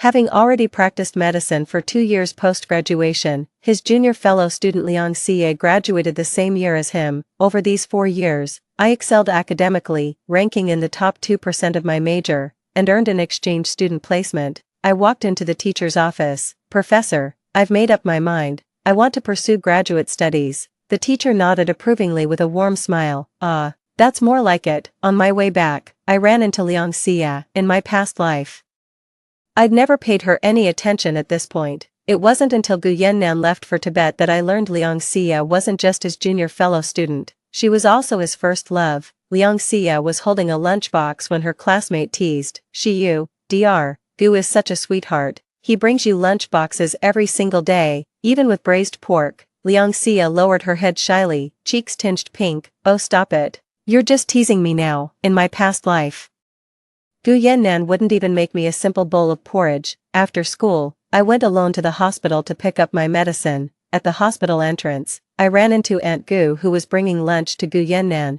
Aunt Gu happily took my hand. "Yao Yao, perfect timing. Could you take this meal up to Yannan for me? I've got something urgent. Need to deliver documents to your uncle's office." The lunchbox was already thrust into my hands. With a sigh, I considered asking a nurse to deliver it to Gu Yannan's office, but it was peak hours. The nurses were swamped, barely even time for a sip of water, let alone running meal deliveries. I walked into Gu Yannan's office and was just about to put down the lunchbox and leave when he entered. Gu Yannan looked at me and said, "Xia Yao, stop doing these things. I don't like you." I paused for a moment, then nodded. "This isn't from me. Aunt Gu asked me to bring it to you." He didn't seem convinced, his face expressionless as he kept his hands in his pockets. Then without hesitation, he tossed the lunchbox into the trash right in front of me. With a thud, the container split open, spilling its contents into the trash bin. I froze momentarily before raising my eyes to meet his gaze. His eyes held nothing but detached indifference. "Xia Yao, I saved you because I'm a doctor, simply fulfilling my professional duty. I don't have feelings for you." I gave a slight nod. "I know." 5. When I returned home for the weekend, the house was packed with people. Gu Yannan looked even more refined and handsome in his white shirt as he took a delicate sip of tea. Gu Yannan's mother greeted me with a warm smile. "Yao Yao dear, you're back." I responded with a polite smile and nod. "Hello auntie." "Hello uncle." Aunt Gu took my hand. "We're here today to discuss your marriage with Yannan. What do you think?" Gu Yannan gave me an icy stare, as if he believed my words were just a tactical retreat. "I don't understand why Aunt Gu came to discuss engagement arrangements when I've made it perfectly clear to Mom that I don't want to get married," I replied with a smile. "Auntie, I won't be marrying Gu Yannan." Aunt Gu gave an awkward chuckle. "Yao Yao, we've heard about what happened between you and Yannan." "What incident?" Alarm bells rang in my head as I quickly explained. "Auntie, it's not what you think. Gu Yannan didn't do anything wrong. What he did back then wasn't that. He was actually saving me." Aunt Gu froze for a moment. A flicker of surprise crossed Gu Yannan's face as he turned to look at me. Given how infatuated I used to be with him, he probably expected me to seize the opportunity. My refusal clearly caught him off guard. As a kid, I'd trail after him like an eager puppy, calling him Brother Yannan, but I'm grown now. It's time I learned some boundaries. I stood before him and said earnestly, "Comrade Gu, I haven't thanked you yet for saving me." He paused for a moment before replying, "It was my duty. I'm just glad you're okay." Aunt Gu didn't expect me to be so decisive. I went to the room for paper and pen, then wrote the engagement termination letter. To avoid future complications, "You may sign this as well. Don't worry, I'd never cling to you. Both sets of parents are watching." Gu Yannan looked at me, took the paper and pen, then paused before signing his name. From that moment on, we went our separate ways. 6. Gu Yannan left my house with the broken engagement letter. I went to school on time as usual. When my roommate found out I got the exchange student spot, she dragged me out to celebrate. "Yao Yao, let's go to karaoke. I heard this place is all the rage lately, but I've never been." We arrived to find neon lights glowing, liquor flowing, and private booths waiting. My roommate Ahong was electrified by all the novelty, belting out Teresa Ting's "Sweet as Honey" into the mic all night. Ahong sported the trendiest pixie cut, her lanky frame wrapped in black leather, towering a head above us. She carried this devil-may-care aura. Many female classmates complimented her on being strikingly beautiful. After she got drunk, I supported her as we left the karaoke bar. It took quite an effort for us roommates to help her back to the dorm. Even after securing the exchange student spot, I didn't neglect my studies. In my free time, I hand-knitted hats and used my 4 years' worth of saved living expenses to buy clearance items at wholesale markets, crafting small accessories to sell on the streets. Hair clips and hats are all the rage right now. New Year's Day is just around the corner. During my free time between classes, I set up a stall by the school gate selling these little trinkets. There's a flea market nearby where students sell second-hand goods, which actually helps bring more customers to my stall. Business is booming. My handmade hair clips are gaining popularity and becoming a trend at school. As the holidays approach, my stall business is doing even better. Besides running the stall to save up for study abroad expenses, I've kept up with my academics. I study during the day and make small accessories in my spare time. My roommate started helping out, so we ended up going into business together, and things just kept getting better. Setting up the stall in the evening. Hey classmate, how much for this butterfly hair clip? Bending over to give change to the last customer, I looked up and said, 50 cents. I only noticed the pair before me when the woman cooed Brother Yannan in that saccharine voice. Straightening up, I locked eyes with Gu Yannan. His gaze shifted between me and the wares on my stall. I gestured with my hands. I'll give you a discount if you want them. 3 for $1. Liang Xia kept her head down while picking. Gu Yannan kept staring at me. After they made their selections, Gu Yannan paid for Liang Xia. Just as I was packing up to return to the dorm, Gu Yannan blocked my path. Xia Yao, what are you doing setting up a stall instead of focusing on your studies? I kept my head down and continued packing. Ignoring him, he grabbed my arm. Xia Yao, say something. I lifted my gaze to meet his eyes. Dr. Gu, didn't you see me setting up my stall here? After packing up, I waited for my roommate to help me carry the things. Gu Yannan asked with visible irritation, are you short on cash? Suddenly, a crisp banknote was thrust into my hand. This money could cover my living expenses for months. Gu Yannan was being remarkably generous. His expression darkened, brows knitting slightly as his voice took on a reproachful edge. Xia Yao, focus on your studies, stay away from shady places. I followed you all night yesterday. I saw you coming out of a karaoke bar with some guy. I was completely baffled. So what? His thin lips pressed into a tight line. A girl should have some self-respect. I nodded vigorously. You're right. So Comrade Gu, would you mind letting go of my hand? I don't want my classmates getting the wrong idea.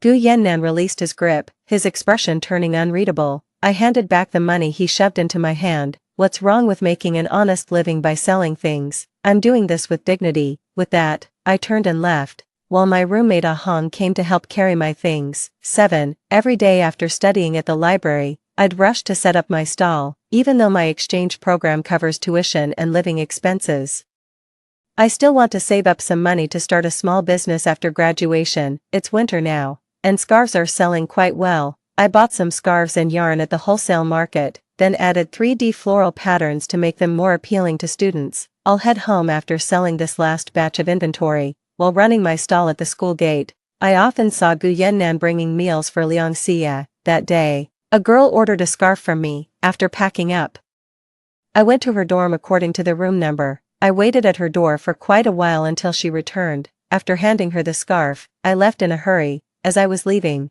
I bumped into another girl coming my way. It's Liang Xia. She gave me a once-over. The next day, as I was packing to leave, Gu Yannan was waiting outside my door. 2 girls stood beside him. One is Liang Xia. The other is her roommate, the girl who bought a scarf from me yesterday. Xia Yao. I stopped in my tracks and turned to Gu Yannan. Return Xia's belongings. I looked at him in confusion. What is it? Gu Yannan said gravely. Xia's ring. Liang Xia's eyes were red as she clutched my hand, her voice trembling with tears. Xia Yao, I know about you. You have feelings for Yannan, don't you? But Yannan loves me. You can't do this to me. Please, just give me back the ring, okay? Their conversation left me completely baffled. If you have any issues, you can file a report at the police station. Liang Xia pleaded through tears. Please give me back the ring. I'm begging you. The ring belongs to my roommate. They just left it with me for safekeeping. I frowned and shook off her hand. I didn't take your ring. Gu Yannan stepped between us, looking down at me. Xia Yao, are you that desperate for money lately? Even if you are, you can't do these things. You know that. Give Shiyu's ring back, and I'll pay you. I let out a bitter laugh as I stared at him. Which eye of yours saw me take Liang Xia's ring? Do you have any proof? Gu Yannan was visibly rattled, his thin lips pressed tightly together before he spoke again. Xia isn't short of money, and neither are her roommates. The ring went missing right after you visited their dorm yesterday. I scoffed. How ridiculous. They're accusing me without proof when I never even stepped foot inside their room.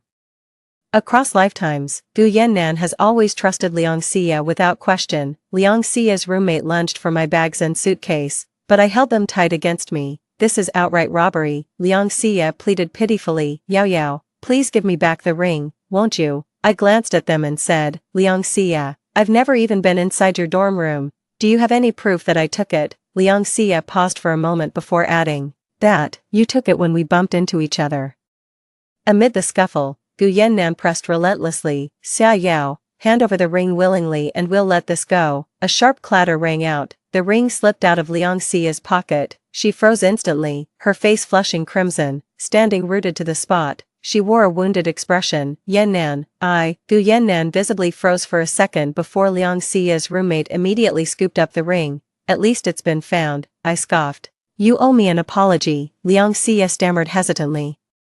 Xia Yao, I didn't mean to. I raised my voice coldly. Apologize to me. Gu Yannan stepped in front of me, his towering frame radiating intimidation. His eyes were icy. Aside from that fleeting flicker of awkwardness, not a trace of remorse remained. Enough, Xia Yao. Xia didn't mean it. I stared blankly at the three people before me, feeling sick to my stomach. 8. Coming home and seeing my parents' hair still untouched by gray, I suddenly felt tears welling up. Mom called me to dinner while Dad busied himself with my luggage. Gu Yannan lived right across from our house. I knitted 4 scarves and planned to give one each to Aunt Gu and Uncle Gu. It's my way of thanking them for their kindness over the years. Knowing Gu Yannan wouldn't be home these days, I felt at ease visiting Aunt Gu. Aunt Gu welcomed me warmly, and I brought out the scarves. Auntie, I had no classes before winter break, so I knitted 2 scarves for you and Uncle Gu. Aunt Gu happily wrapped the scarf around her neck. Just as I was about to leave, Gu Yannan appeared in the courtyard. I caught a glimpse of him in my peripheral vision but didn't linger. Walking straight out, Gu Yannan stepped in front of me, blocking the gate. Yao Yao. I frowned slightly. Dr. Gu, you can call me Xia Yao. No need for formalities. His thin lips parted slightly. I owe you an apology for this morning. I wronged you. I nodded at his apology and tried to step around him. But he swiftly blocked my path with his long strides. His expression softened slightly. Xia Yao, where's my gift? There was a cheerful lilt in his voice, his face brimming with anticipation as I glanced at him. What gift? His face froze. It's the scarf. He scratched his head, pointing at the scarf inside the room. In my past life, I'd knitted scarves for him and Gu's parents around this time, but this year I hadn't prepared anything for him. I made scarves for Gu's parents because they always bring me gifts when they return from abroad each year. I didn't knit one for you. He looked embarrassed. Fine. 9. During the spring festival break, I shared the news about becoming an exchange student with my parents. Their faces lit up with joy, eyebrows lifting in delight. That's wonderful. Our Yao Yao is going places. I'll be leaving for my exchange program abroad in March. When Mom learned I'd be leaving in March, she quietly wiped away tears after our reunion dinner, turning her back to hide her emotions. The next day, the whole compound was buzzing with festive New Year spirit. Dad insisted on throwing me a farewell celebration, saying the whole neighborhood should know how proud they are of my achievements. Mom covered her mouth with a chuckle. Sure, let's throw a celebration for Yao Yao. Let everyone see how accomplished our Yao Yao has become. Dad took off his glasses and kept rereading my admission letter over and over. Mom praised me with pride. Seeing the joy on my parents' faces filled me with gratitude and happiness. In my past life, I lost a finger protecting Gu Yannan, leaving my hand permanently damaged. I could no longer lift heavy objects. Even carrying groceries caused aching pain. On rainy days, the old wound would itch and throb, though I dared not scratch it, leaving me with a lifelong disability. My right hand would ache unbearably after prolonged writing, forcing me to practice shakily with my left. After rebirth, tears would well up whenever I wrote or knitted, yet touching my perfectly intact hands filled me with overwhelming gratitude. 10. During the new year, Mom caught the seasonal illness, and I accompanied her to the hospital to get medicine. A noisy crowd had gathered on the first floor. Right in the center stood 2 people. I recognized that tall, straight-backed figure instantly. It was Gu Yannan. The other person was the one who severed my right hand in my past life. In my previous life, I'd always assumed he was just a disgruntled patient of Gu Yannan's causing trouble at the hospital. Only at death's door did I learn he was actually Liang Xia's lover. Gu Yannan and Liang Xia had been involved in a vague romantic entanglement for some time. Though they never made it official, Liang Xia secretly dated this man behind Gu Yannan's back. The man caused a scene at the hospital after discovering Gu Yannan. This time, I watched Gu Yannan from afar without stepping forward. In my past life, I shielded him without hesitation because he'd saved me from drowning with CPR. Though he chose to marry me, I always carried guilt toward him. As a surgeon, that slash would have severed his hands. He couldn't afford to lose them. The man brandished his knife and roared, "Look, Dr. Gu's having illicit affairs. He must be suspended immediately." The knife slashed wildly through the air with a clatter. Liang Xia arrived in a hurry, her eyes red from crying. "Yannan, let me explain. I don't know him. You're the only one I love." The man's voice turned hoarse. "You fucking bitch. How dare you lie to me?" Word of this incident spread like wildfire through the small town. The man's blade swung toward Liang Xia's head, prompting Gu Yannan to shield her protectively behind him. "This is a hospital. Calm down immediately. Let's talk this through properly." My mother emerged from the examination room and screamed my name in panic upon seeing the chaos, frantically pulling me away. "Yao Yao." Gu Yannan seemed to hear someone call my name. He looked up nervously, but before I could meet his gaze, Mom pulled me away. Back home, Mom finally relaxed. "That place was absolute chaos. You're better off staying away from such commotions. Yao Yao, don't you dare imitate those people at the hospital today, messing around with relationships in such a disgraceful way." I nodded. "I won't, Mom." But Mom didn't know the person involved was Gu Yannan. 11. The hospital incident spread like wildfire. Mom came rushing home in a panic, grabbed my arm and asked, "Yao Yao, thank goodness you're not with Gu Yannan. That situation we witnessed at the hospital last time, it was Gu Yannan with some young girl. Honestly, what was he thinking? The girl already had a boyfriend, yet he had to go and get involved with her. Now look where that's gotten him. Might even lose his job over this mess. That girl's boyfriend made a scene at your school. She might not even graduate now." I never got together with Gu Yannan. Everything just followed its natural course, returning from morning grocery shopping. I saw the old man who often keeps watch at the alley entrance sitting there with a wooden stool. A few children gathered around him, waiting for him to light the iron stove. The stove held crushed corn kernels. With a loud pop, the popcorn burst forth, the air filled with the aroma of popcorn. At the doorstep, Gu Yannan stood waiting. A scar marked his forehead, and his hands were wrapped in white bandages. His gaze turned peculiar when he looked at me.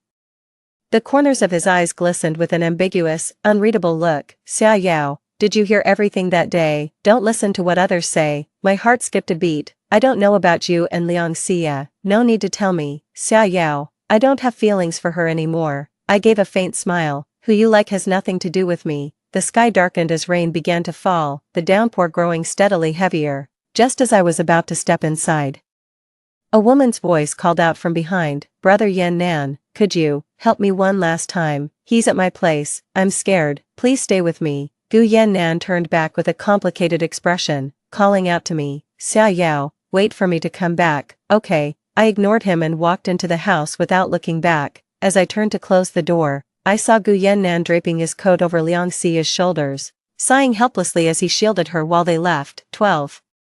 The rain poured all night, and Mom watched the gloomy sky outside with concern. "Yao Yao is leaving the day after tomorrow. What are we going to do about this weather?" Dad reassured me. "The radio said it'll clear up the day after tomorrow, might even be sunny. Don't worry about it." The next day, the skies cleared. My parents treated me to a celebratory dinner at a restaurant. Seeing the pride and joy on my parents' faces made me happy too. 13. After the banquet, Aunt Gu and Uncle Gu left in a flustered hurry. Turns out Gu Yannan and Liang Xia's affair had escalated to the hospital administration. It all happened at the hotel next to the restaurant. They shared a bed together last night. Gu Yannan looked at me in a panic. He rushed out frantically trying to stop me, but Dad blocked him and quickly led me away. Gu Yannan called my name with a trembling voice. "Xia Yao, wait for me." He and Liang Xia ended up at the police station after their altercation. When Gu Yannan came to, he was completely disoriented. He claimed Liang Xia had given him a glass of water, and after drinking it, he blacked out, but he swore nothing had happened between him and Liang Xia. Later, Liang Xie said with teary eyes and a pitiful voice. Brother Yan Nan, you have to take responsibility for me. Biting her lip with disheveled hair, she looked utterly fragile and vulnerable. I don't know what happened either, if this matter isn't handled properly. Gu Yannan will lose his job at the top-tier hospital. The institution offered a solution out of respect for Aunt Gu and Uncle Gu. Either Yannan gets fired, or the two get married to settle things. Not marrying would damage the institution's reputation, leaving Yannan with no choice but termination plus a financial penalty. Gu Yannan refused to marry, but Liang Xie stubbornly insisted she'd been wronged. 14. The night before departure, I lay awake, torn between reluctance and anticipation. Ready to embrace the new chapter of my life, as I wheeled my suitcase out of the alleyway, a beam of light fell across my face. Gu Yannan stood before me, blocking the light. I glared at him with displeasure. Stubble shadowed his jaw overnight, dark circles bruised his eyes, his nose and eyes were faintly reddened, as if he'd been crying. His voice trembled on the last syllable. Xia Yao, what if we got married? I looked at him and couldn't help but find it ridiculous. What makes you think I'd want someone with such loose morals? A homewrecker who sleeps around. His eyes instantly dimmed, looking utterly lost. Panicked, he blurted out, there's nothing between us. Liang Xie admitted she drugged me with sleeping pills, but nothing happened between us. Gu Yannan, I don't like him. What happened between us doesn't matter anymore. I dragged my suitcase forward. A voice called from behind. Guze. Do you remember? Guze was our child's name in our past life. My body went rigid, a chill running down my spine. Gu Yannan also remembered our previous existence. Yao Yao, you knew all along, didn't you? So in this lifetime, you don't want me to take responsibility for you. But Yao Yao, I love you. Trembling all over, I stared at him coldly. Gu Yannan, I don't love you, you disgust me. My life would have been better without you. You're the worst mistake I've ever made. I'd be better off without you. Gu Yannan stared at me, his slightly reddened eyes burning with resentment and despair, his voice hoarse as he clenched his fists. It's me. I've wronged you and our child, I said. Don't you dare spread lies. I'm an unmarried maiden. How could I possibly have a child? Your own promiscuity is no excuse to tarnish my reputation. His lips trembled with bitterness before he suddenly crouched down, burying his face in his hands as sobs racked his body. Mom and Dad came running after me, insisting on accompanying me by train and ferry. Snow began to fall as we boarded the ship. A timely snow promises a fruitful year. 15. Living abroad, I occasionally received letters from my parents. Through these letters, I learned that Gu Yannan was ultimately forced to marry Liang Xie. Liang Xie caused a scene at Aunt Gu and Uncle Gu's workplace. Nearing retirement age, the couple's reputation and retirement plans were severely impacted by this incident. Liang threatened suicide, and fearing a bigger scandal, the Gu family pressured them into marriage. Though Gu Yannan was married, the hospital ultimately dismissed him after much deliberation due to his hand injury and the commotion caused by Liang Xie. Given a second chance at life, Gu Yannan fulfilled the dreams that eluded him in his previous existence. Meeting someone too extraordinary in youth dooms one to lifelong regret. Now the very person who dazzled his youth is married to him, yet he finds no joy in it. He got the one who dazzled him in his youth, only to have the rest of his life ruined. Their marriage was fraught with conflicts, often escalating into physical violence. Liang Xie wailed in regret, if I'd known you'd be this useless, can't even hold down a job. I'd rather die than marry you. Gu Yannan squatted on the ground, his face etched with exhaustion. If it weren't for you, I wouldn't have been ruined like this. Liang Xie screamed in rage, her hair disheveled and clothes stained. She dropped out of college to marry Gu Yannan, only to end up jobless, her youthful vibrancy gone. That radiant glow of youth vanished, leaving nothing but bitterness in its wake. Gu Yannan also lost his job at the hospital. The two lived in resentment until one day, Liang Xie regretted her choices and reconnected with her ex-boyfriend, cheating on Gu Yannan. Upon learning of this, Gu Yannan showed no anger, he simply filed for divorce. Comrade Gu kindly saved me, but I won't hold him responsible. Yike shines brilliantly at this moment. 16. Gu Yannan side story. In my past life, I deeply regretted marrying Xia Yao out of spite with Liang Xie. I secretly requested a transfer to Tibet to work alongside Liang Xie. When Liang Xie had a child, I willingly helped take care of the baby. Only after being reborn did I realize how much Xia Yao had suffered all those years. She mistakenly thought Liang Xie's husband was a medical dispute patient of mine, having once saved her life. She didn't hesitate to take a knife from me, losing fingers in the process, leaving her unable to lift heavy objects or write for prolonged periods. She raised the child alone. When our baby fell ill during that crucial first year when she needed me most, I was busy tending to Leoncia's child instead. She came to Tibet with our child who got altitude sickness and a fever, yet I was busy taking care of Leoncia's kid instead. When Guzet saw me, he said, "You're not my dad, I want to go home." Hearing those words, my heart raced with unease and sorrow. Now I'm filled with regret, longing to return to that year, watching her struggle to raise the child from a third-person perspective. My heart ached with bitter anguish. If it weren't for me, she wouldn't be living such a wretched life. By the time I reincarnated, it was already too late. I'd already lost her. She returned to the present even earlier than I did. No wonder she refused my responsibility so decisively. She'd stopped loving me long ago. Only when I got together with Leoncia did I realize she was nothing like the perfect girl I'd imagined. Our lives have fallen into complete disarray. I lost my job and suffered a permanent hand injury, while Xiaoyao's life kept getting better and wealthier. While job hunting, I ran into her, dressed to the nines, but I couldn't bear her seeing me in such wretched state, so I immediately hid. It's too late for everything. Next story. I am the villain's white moonlight wife who died young. On the 10th year after death, I was revived by the system. It wants me to redeem the now corrupted him, but I've lost all my memories. So when I spotted that villain from afar, before I could even get close, I was immediately driven away by his subordinates. As I was thrown to the ground in disgrace, several lines of bullet comments suddenly appeared before my eyes. Here we go again. I've lost count of how many have come to save the villain by now. For so many years, the system has arranged countless substitute strategists to stabilize the villain, fearing he might destroy this world. Some resembled the villain's deceased wife in appearance,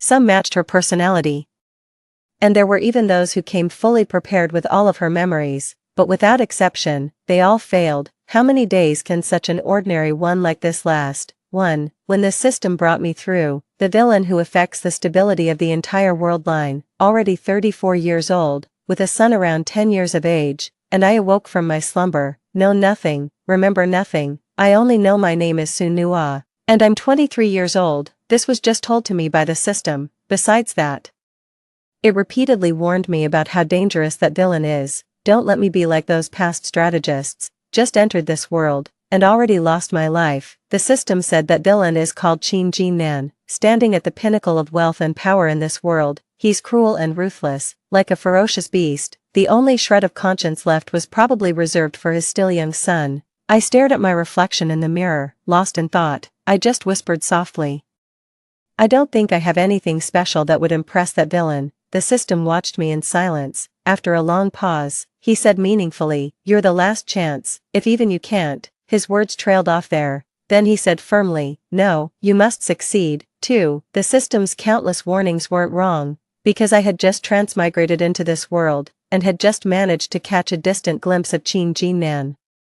Was immediately noticed by the several burly black-suited bodyguards following him. Qin Jinnan was dressed entirely in black, with an overcoat draped over his shoulders. He stood at the school gate, waiting for his son to finish classes. He didn't even glance in my direction. I gazed at his sharply chiseled profile, half veiled in coldness. An uncontrollable peculiar emotion sprouted from the depths of my heart. This emotion made one sorrowful to the point of tears. I found myself inexplicably frozen in place, didn't even notice his bodyguard had approached. When thrown heavily against the wall, excruciating pain radiated from every part of my body. His bodyguard had a menacing look. Before leaving, he threw a threat at me, "Don't look at people you shouldn't." He gave me a cold glance as I lay in a pathetic heap on the ground. He said, "If there's a next time, it won't be this simple." 3. Snow suddenly began to fall from the sky at that moment. I hugged my injured arm and leaned against the corner of the wall. From a distance, Qin Jinnan had already picked up his son. Even after seeing his son, not a trace of a smile appeared on his face. He simply put out the cigarette in his hand, lowered his gaze, and took his son's hand. The two of them turned and got into the car. Perhaps my gaze was too intense. Just before boarding, the boy suddenly turned his head and looked straight at me.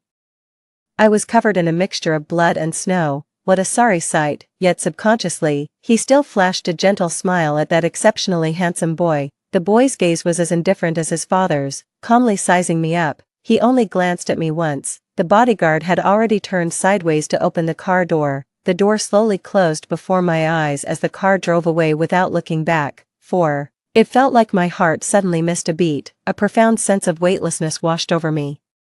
I haven't had time to ponder the origin of this strange emotion of mine. Suddenly, several lines of white text appeared before my eyes. Those words streamed densely and rapidly across my vision. Yet another new strategist has appeared. Over the past decade, I've lost count of how many dozens or hundreds this makes. The system is truly terrified of the villainous brother, fearing he might destroy the entire world in a fit of displeasure.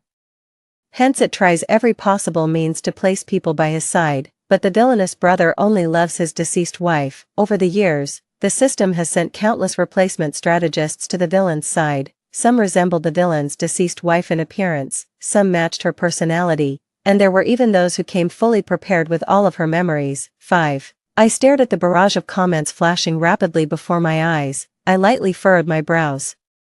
Forgetting even to blink, the so-called villain brother they mentioned must be Qin Jinnan, the one threatening the stability of this entire world, and those veiled strategists from the past are probably the reason why the system repeatedly warned me about Qin Jinnan's danger. The system likely exhausted all possible methods, so why does he think someone as mediocre as me could complete the mission and keep Qin Jinnan under control? As I thought this, the text before me gradually shifted the topic to me, but to be honest, what's kept the villain brother in check all these years was never some substitute or strategist. It must be the son left to him by his deceased wife. His late wife departed without a trace, leaving only this son behind. This is also the villain's sole remaining connection to the entire world now. Otherwise, given the villain's madness in those early years, he might have already destroyed the world and himself, joining his deceased wife in death. That's why every single strategist failed without exception. After all, the deceased wife was the antagonist's white moonlight. She was the only pure land in his heart. The antagonist won't allow anyone to tarnish her by impersonating her face and identity. That's why those imposters died more miserably one after another. What about this one right here? This utterly ordinary, unprepared, completely unremarkable strategist. How many days can she even last? They even started placing bets. I bet on her next meeting with the villain guy. That will be her death day. I'll take that bet, then I'll follow the bet. Someone else sent a laughing emoji. No, she fell pretty hard just now. Heavy snow started falling again. Whether she can survive this ordeal remains unknown. 6. I lowered my eyes, ignoring the dense text mocking me, only staring at my own bloody wounds. But contrary to everyone's expectations, getting involved with Qin Jinnan again. It was actually his son who came looking for me. I don't know how he found me. All I know is, when I opened the door of my cheap motel room this morning, I saw him standing alone at my doorstep with his backpack. Looking at his indifferent face that bore such a striking resemblance to his father's, I gently paused my steps. He slightly raised his head, his gaze fixed straight on my face. Who are you? He asked me in a low voice. How strange. He came to my door. But his first question was asking who I was. My name is Sun Nua. I answered his question earnestly nonetheless. The moment my words fell, his brow furrowed deeply. 7. The white text before his eyes showed no sign of stopping. The moment I finished speaking, they burst into synchronized mockery. Has the system completely given up? Looked for someone with a similar appearance, looked for someone with a similar personality. This is the first time I've so blatantly brought a strategist with the exact same name into the world. The system really isn't afraid of the villain getting angry and throwing a fit. It's practically delivering the strategist right to the antagonist's doorstep, saying, "You want Sun Nua? Well, I've brought Sun Nua back to you." Unlike those lively, bustling narratives, the boy before me showed not a trace of a smile on his face. He simply stated calmly, "My name is Sun Yen." As he finished speaking, his gaze fixed more intently on me. It even seemed like he was observing, waiting for my reaction. Sun Nua, Sun Yen. His name is strikingly similar to mine. Combine the content revealed by those white texts. Perhaps Qin Jinnan's deceased wife was named Sun Nua. 8. But in my mind, there is only blankness. I couldn't give Sun Yen any reaction she desired. His burning gaze fixed on me gradually cooled. Someone came running hurriedly from the direction of the elevator. The middle-aged man in a suit stood half a head taller than Sun Yen, yet he stopped before Sun Yen, bending at the waist with his head lowered, with a sincere tone. "Young master, the car is waiting downstairs, you'll be late for class." Sun Yen gently lowered her dark eyelashes, as if disappointed, then he turned around neatly and was about to leave. but as he turned, his movements hesitated for a moment, his brows lightly furrowed again. He looked at the glass window across the hallway and said, "You should go get your injuries treated." Following his gaze, I looked at the rough gauze wrapped around my arm and right leg in the mirror. After transmigrating, the system didn't give me any golden fingers. The little money I have left can barely cover food and shelter. There's absolutely no way I can afford hospital treatment. Sun Yan has already left. My gaze swept across the glass window, looking at the blurred reflection of my own face upon it. 9. There's a mottled scar on my right cheek. The system claims I died in a fire 10 years ago. The system's energy is supplied by the world, but the villain Qin Jinnan is vengeful to the extreme. His wife died in an accident linked to the male and female protagonists. Without distinguishing right from wrong, he took revenge on everyone involved in that accident, including the male and female protagonists, the chosen ones of Heaven's will, who had already died 5 years ago, after the protagonists' deaths. The world fell into the grasp of the antagonist Qin Jinnan. Even the system itself was barely surviving. Its energy is always insufficient, so it can only restore my body to about 80% of its original state. My body is relatively healthy, but there are still various unhealed burns of different sizes all over my body. I gazed at the unfamiliar face in the mirror. It was truly an ordinary, even ugly face. To choose me as the strategist for such a villain, I could see no hope whatsoever. No wonder those white words were filled with mockery towards me. 10. But whether there's hope or not, I still have to conquer Qin Jinnan. This is the purpose of the system reviving me. It was also the only way I could keep living. But to conquer Qin Jinnan, I had to first solve my own imminent survival problem. I tried every means possible at the bookstore downstairs from Qin Jinnan's company.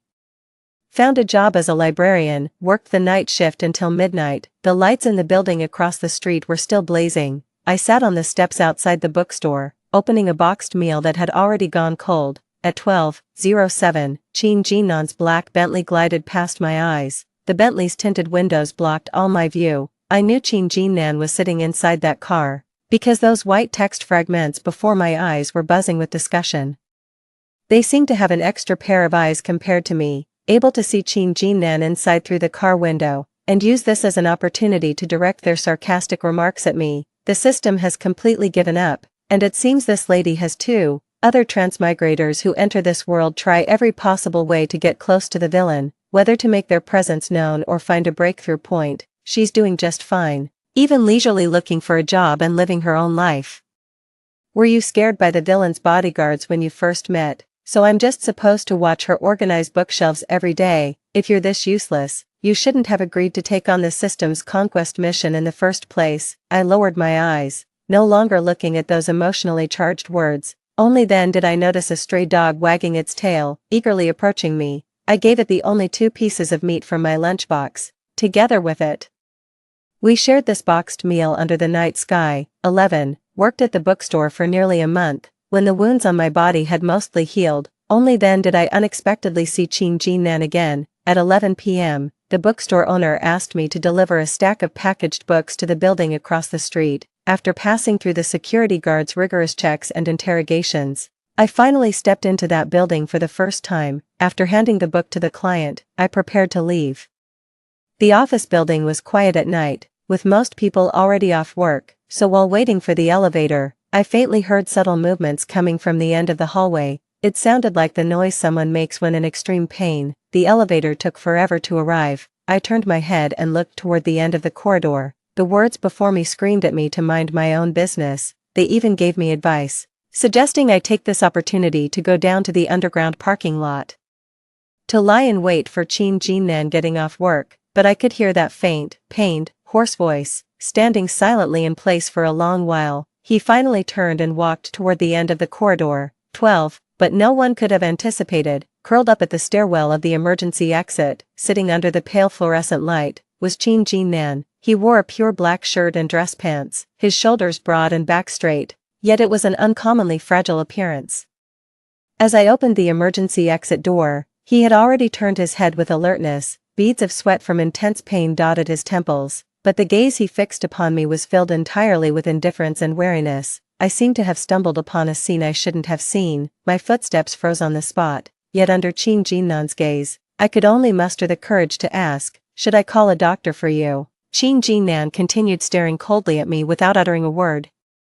I had to raise my hand to press the white mask tighter against my face. Because of the scars on my face, I'm afraid of frightening customers and children. In daily life when I'm outside, I always wear a white face covering mask. His gaze carried immense pressure. I already wanted to step back and leave, but seeing the veins bulging at his temples from the intense pain, looking at his pale, thin lips, for some inexplicable reason, a sense of compassion welled up inside me. So I still took a step forward and pulled out the painkillers from my pocket. I never went to a proper hospital to see a doctor for the injuries from some time ago. When the pain became unbearable, I relied on chewing painkillers to get through it. The painkillers I always carry in my bag actually came in handy at this moment. 13. Under Qin Jinnan's gaze, I placed a pill by his side. As I turned to leave, he unexpectedly grabbed my wrist. His palm was icy cold, sending chills down my spine.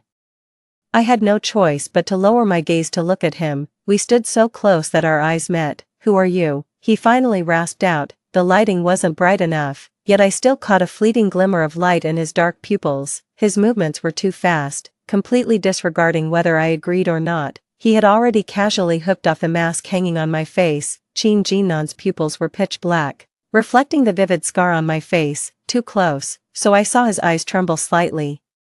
My face is still too frightening. I raised my hand to hook the mask back on, saw his palm seem to suddenly lose strength. Dangling a silver necklace was just tightly clenched in his icy palm. The necklace was adorned with a silver watch face. At the center of the watch face, there was faintly the image of a smiling girl's face. I averted my gaze and didn't look any further, left the pills behind and walked away. This time, Qin Jinan didn't stop me. Before leaving, I turned back for one last look at the doorway. Qin Jinan remained seated in the same spot. He was clad in solemn black, yet entirely despondent. 14. Those white words are criticizing me again. They call me foolish, saying I don't get it. I give up. She's honestly the most useless protagonist I've ever encountered. She just stumbled upon incredible luck with that perfect opportunity, and she didn't even know how to seize it. She just left like that. Shouldn't we stay there and comfort the antagonist a bit? After finally meeting face to face in a private setting, she just left like that. What on earth is she doing? Some of those writings go even further. Still fanning the flames, I thought I should be more direct, throw myself into Qin Jinnan's arms, and use the most vulgar means to seduce him. Anyway, I'm doomed. Someone like me could never complete the conquest mission anyway. They can't wait for me to anger Qin Jinnan sooner and meet my demise. They don't want to see another strategist like me anymore. I died. Naturally, a new, capable strategist will take my place. 15. The bookstore owner signed a long-term contract with the client in the building across the street. I often volunteered to run errands there. Occasionally, I could catch a glimpse of Qin Jinnan's figure from afar. He always wore black, with not a trace of any other color on him. The only exception was the occasional glimpse of a white shirt collar at his neck. His steps were always hurried, followed by a crowd of suit-clad, bowing subordinates. What he showed to others was his cold and unapproachable demeanor. Not a trace remained of that night's pallor and vulnerability. Sometimes when passing by the office area, I overhear employees gossiping in the break room. They say in the terrifying boss's office, there isn't a single vibrant color to be seen, not even a fresh flower can be found. The entire decor is oppressive shades of gray and black. It was no secret in the company that Qin Jinnan's wife had passed away early, perhaps because his son often appeared at the company, or perhaps because of that plain ring on his finger, never once taken off. So they even began to speculate, is Qin Jinnan living like an ascetic, keeping vigil for his deceased wife, carrying a heavy stack of books?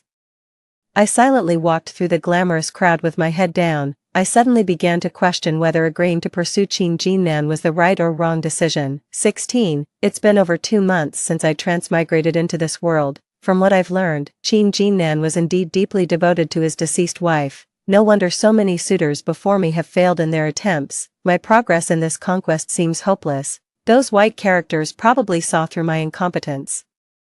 Now they hardly pay any attention to me or scold me. My very existence seems to be tarnishing the love between Qin Jinnan and his deceased wife. I have no past, and it seems I have no future either. Should I really continue this seemingly hopeless pursuit? I lowered my head, lost in deep thought. The book I was holding was too thick, blocking part of my view. Not paying attention to the book's edge, I bumped into a beautiful woman wearing a white suit dress and holding coffee.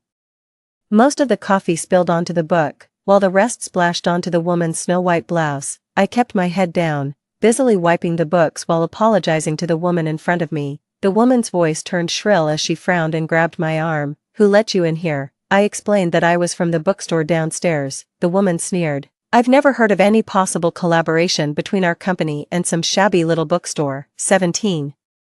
More and more people turned their gaze towards us. Still bowing my head, I kept apologizing to the woman, saying, "Your clothes, I'll wash them for you, or I'll buy you a new one. Can you even afford to?" The woman looked at me disdainfully. Her nails were sharp, easily pulling at my hair and yanking off my mask. The mask fell off, completely revealing my face. At that moment, I heard someone gasp behind me, "You." The beautiful woman in front of me froze mid-sentence. I closed my eyes briefly, raising my hand to adjust the mask, hiding the awkward emotions. "I'm sorry." I bowed my head and apologized to her again. "I'll accept whatever way you want to handle this matter." In the silence of the room, the elevator door suddenly emitted a crisp beep sound. At this moment, the doors automatically slid open on both sides as someone stepped out of the elevator cabin. A tall figure cast its shadow at my feet. 18. "It's the subscription contract I signed with their bookstore."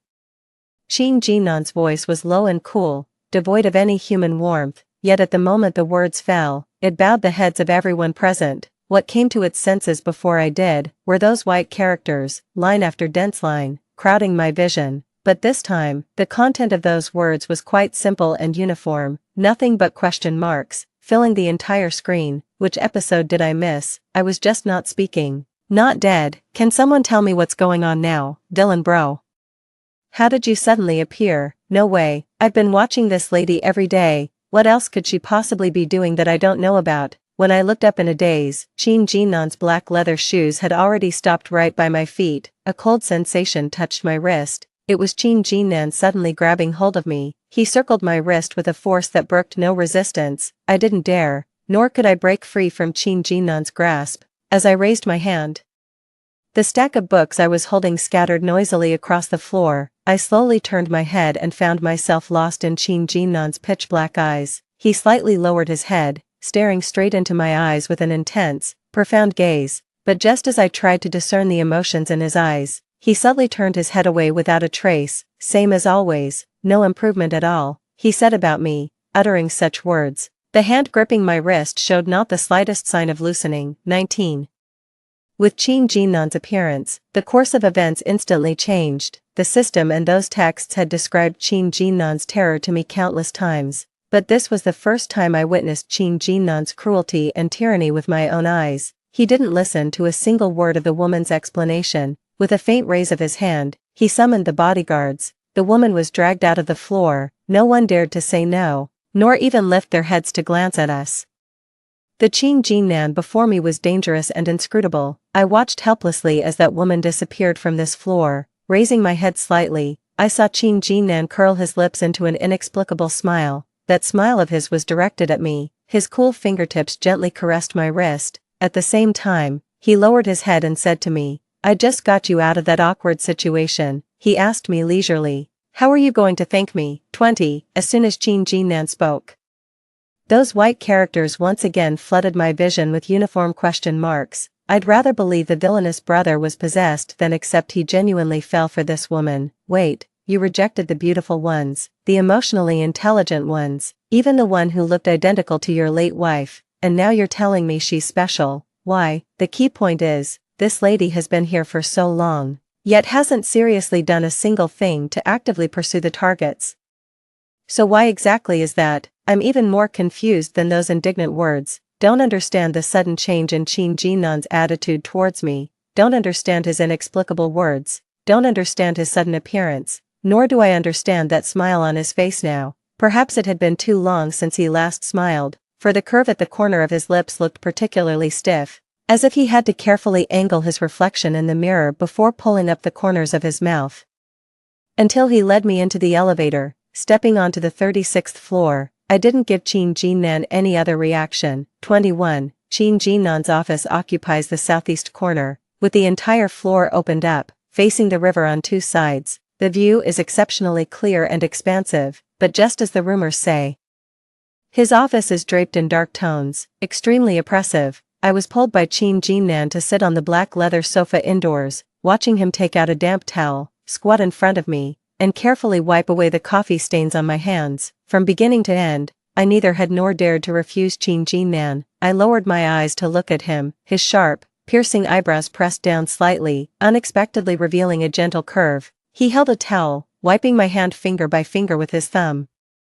I looked at Chin Jin-nan before me and murmured softly, "Will you?" He tilted his head to look at me and let out a questioning hum. I swallowed hard, suppressing my fearful heartbeat. I asked him, "What will you do to her?" 22. Chin Jin-nan has a notorious reputation. He acts without any rhyme or reason. It was me who bumped into that beautiful woman first. If she suffers because of this, my conscience won't get over this hurdle, but I'm still afraid of Chin Jin-nan, so when I voiced the question, I instinctively clenched my fingers. My fingers were gently pried open as Chin Jin-nan suddenly let out a chuckle. "What are you thinking about?" He reached up and ruffled my hair. He said, "Of course I only fired her." The dense white text before my eyes was filled entirely with exclamations and questions. It's already unreadable, amusing. It's been almost 10 years, and this is the first time I've known the villain brother can smile. Just fired no matter how I hear it. I just can't believe it. The last person dragged away like this by bodyguards was this sister. That time, even without the villain brother's orders, this sister was beaten half to death. The villain actually brought someone into his private territory. Is he really interested in her? I honestly can't see what's so special about this woman. Is this suddenly turning into a domineering CEO falling for an ordinary ugly duckling? 23. Who told you something? Chin Jin-nan looked at me. That inexplicable smile on his face seemed to never fade away. He was still holding my hand and said, "You seem to have some misunderstanding about me." His words were too suggestive. It instantly reminded me of the system's repeated warnings before I transmigrated here. I remained silent, just shaking my head slightly. Chin Jin-nan acted as if proving his innocence. He said in front of me, "I don't have a hobby of intentionally hurting people," he said. "It's just that my employee was really impolite. So I fired her." I remembered when I first arrived, just because I glanced at him a little too long. I was thrown into the corner by his bodyguard, remained silent without making a sound. Chin Jin-nan had already stood up. He draped his black overcoat over my shoulders. "Come with me to a place," Chin Jin-nan said. 24. Chin Jin-nan actually took me to a private hospital. Perhaps he had someone clear the place in advance. The entire hospital floor had no other patients, only a group of doctors on standby.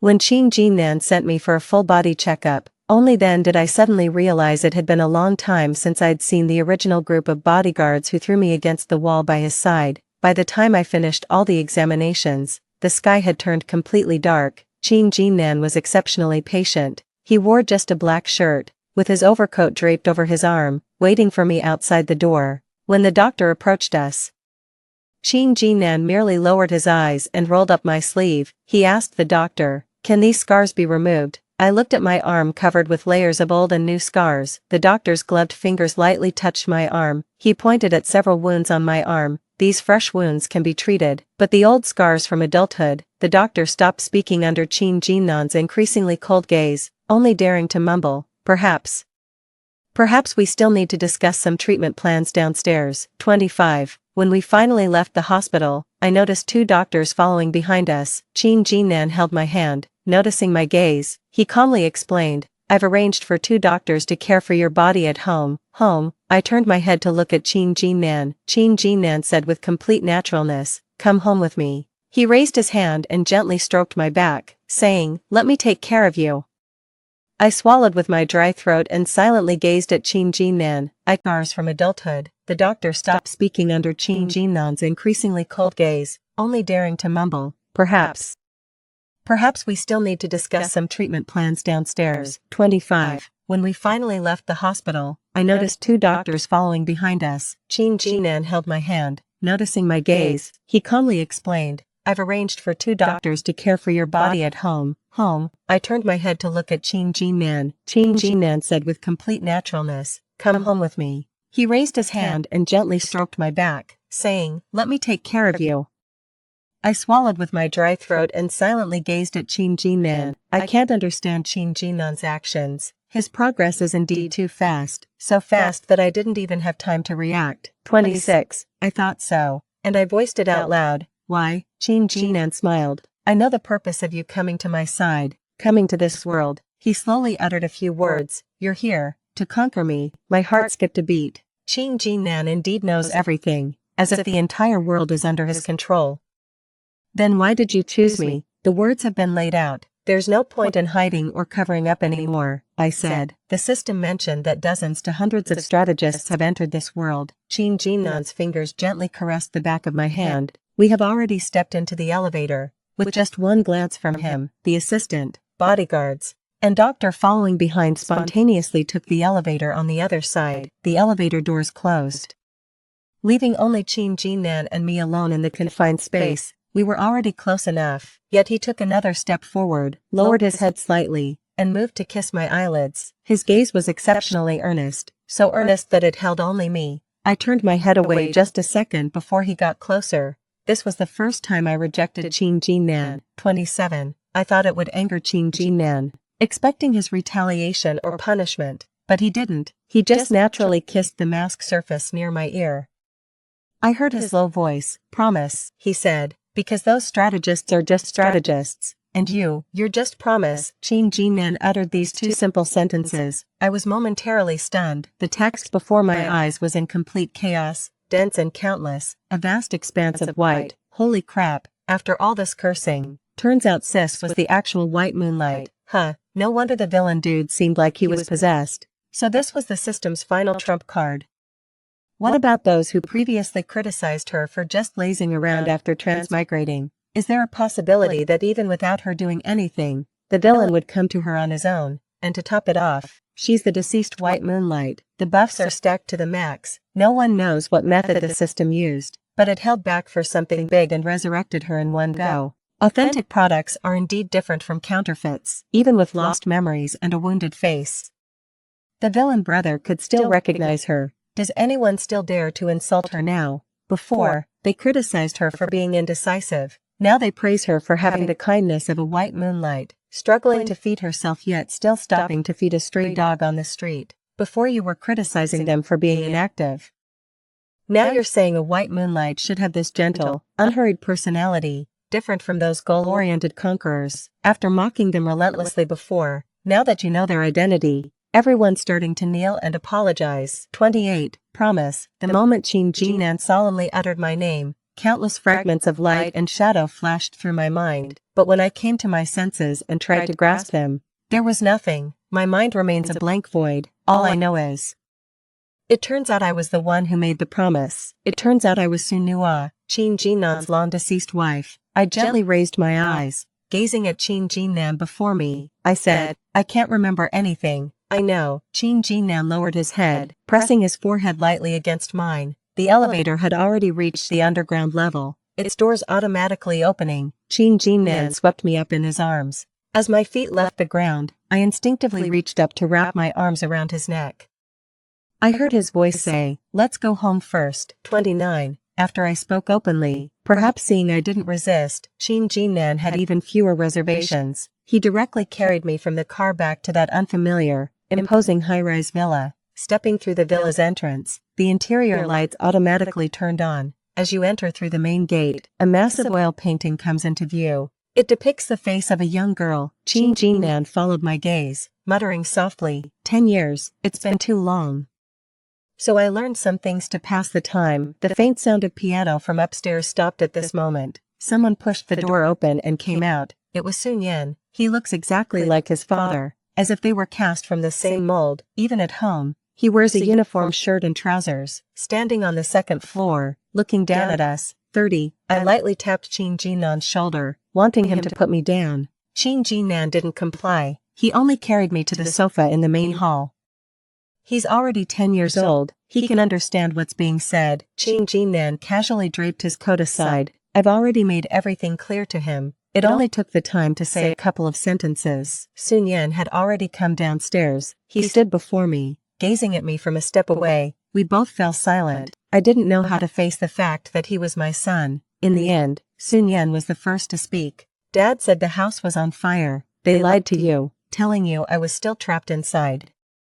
And you ran back to look for me. Sun Yan's words ended there. His tone was calm, his words clearly enunciated. As the words fell, tears welled up in his dark eyes. This time, watching Sun Yan's tears, as his words came forth, it was as if I was back in the sea of flames from 10 years ago. I vaguely recalled something. At that time, Sun Yan was still in swaddling clothes. Qing Jinnan didn't seem to be at home. I rushed into the sea of flames to find him, to find my child. The raging fire and thick smoke burned so intensely I couldn't open my eyes, but I still didn't hesitate to head towards the second floor. A collapsed beam struck my back. The flames licked at my hair and face. I never truly walked out of that fire. 31. Family ties are a peculiar thing. Watching Sun Yan's tears, I couldn't help but cry too. Sun Yan took a step forward and gently leaned against my knee. He raised his hand and, under my gaze, softly removed my mask. He stared at the ugly scar on my face. His fingertips lightly touched it. "Mommy," he called out, looking up at me. My tears wouldn't stop. Bowed her head and embraced his slender back. Sun Yan, calm and steady, personally raised by his father, in my arms. He burst into loud, wailing sobs. Throughout the process, Qing Jinnan remained seated by my side, keeping watch over me. "Look at me quietly and intently, until you hear my suppressed sobs." Only then did he raise his hand to pull Sun Yan away, saying, "Your mother needs to rest now." 32.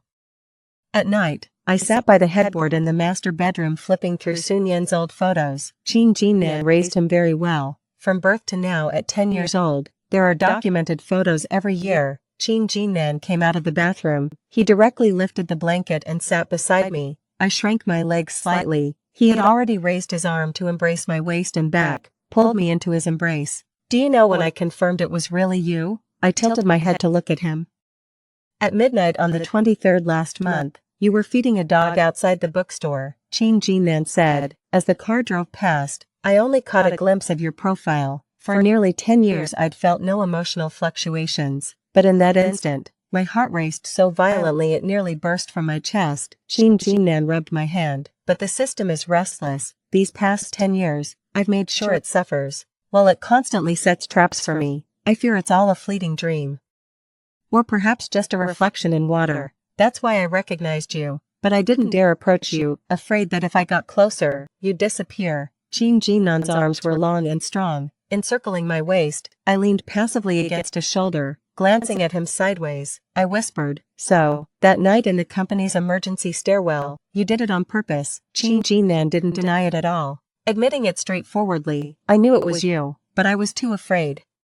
Even someone like Qing Jinnan could openly admit to being afraid. Over these 10 years, during countless long nights, I've had many dreams. In them, you felt real, but upon waking, there was nothing left. I'm afraid this might just be another beautiful dream. That's why I observe you, follow you, even make you appear before me countless times. Only then do I dare reach out and grab hold of you. 33. That night I lay sideways on Qing Jinnan's bed. He lay beside me, holding me close against him.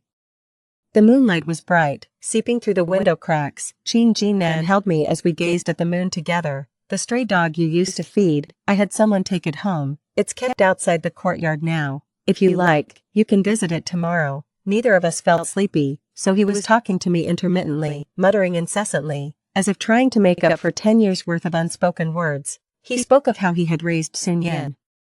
He talked about all those strategists the system had sent to his side over the years. He spoke of how much he had missed me all these years. He stroked my hair and said, "Don't rush to recover your memories. I'll slowly tell you everything you want to know." I turned gently and nestled into his embrace. "Why was I resurrected by the system?" I asked Qing Jinnan softly. "Did you make some kind of deal with it?" Qing Jinnan's gaze froze. 34. I've been pondering this question all along. Both Qing Jinnan and the system are aware of each other's existence. Perhaps they could even communicate in some way. The original male and female protagonists of this world died years ago, yet the world continues to operate normally.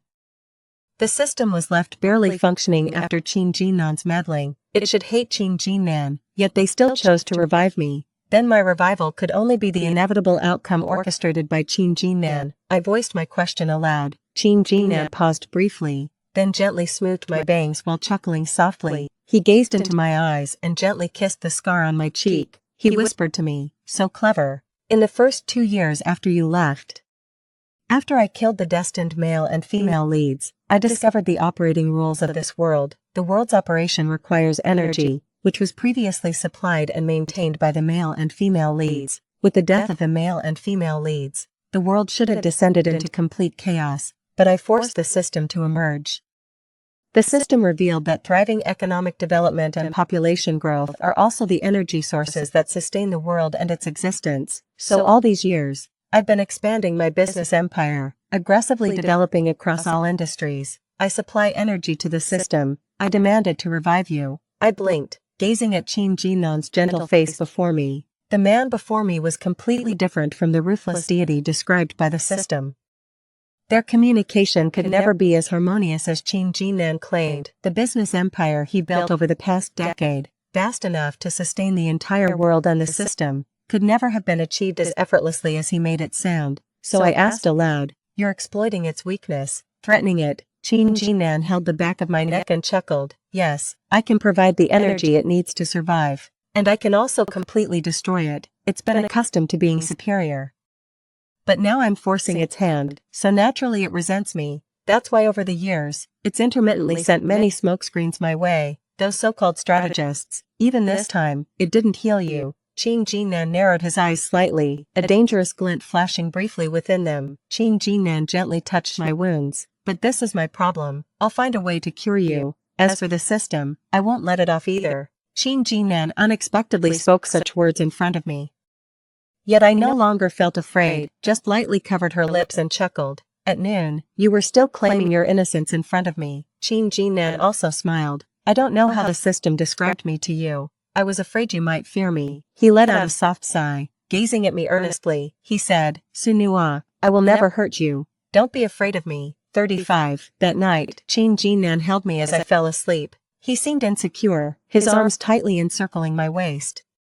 Like clinging vines growing upon me, I was kept half awake by his pestering. I had many, many dreams. That night, for the first time, I clearly saw the chaotic contents of those dreams. I remembered those years when Qin Jinnan and I depended on each other for survival. I grew up with him in the orphanage. When I turned 12, the orphanage director attempted to molest me. Qin Jinnan plunged a sharp dagger deep into the director's thigh. He crippled the director by taking one of his legs.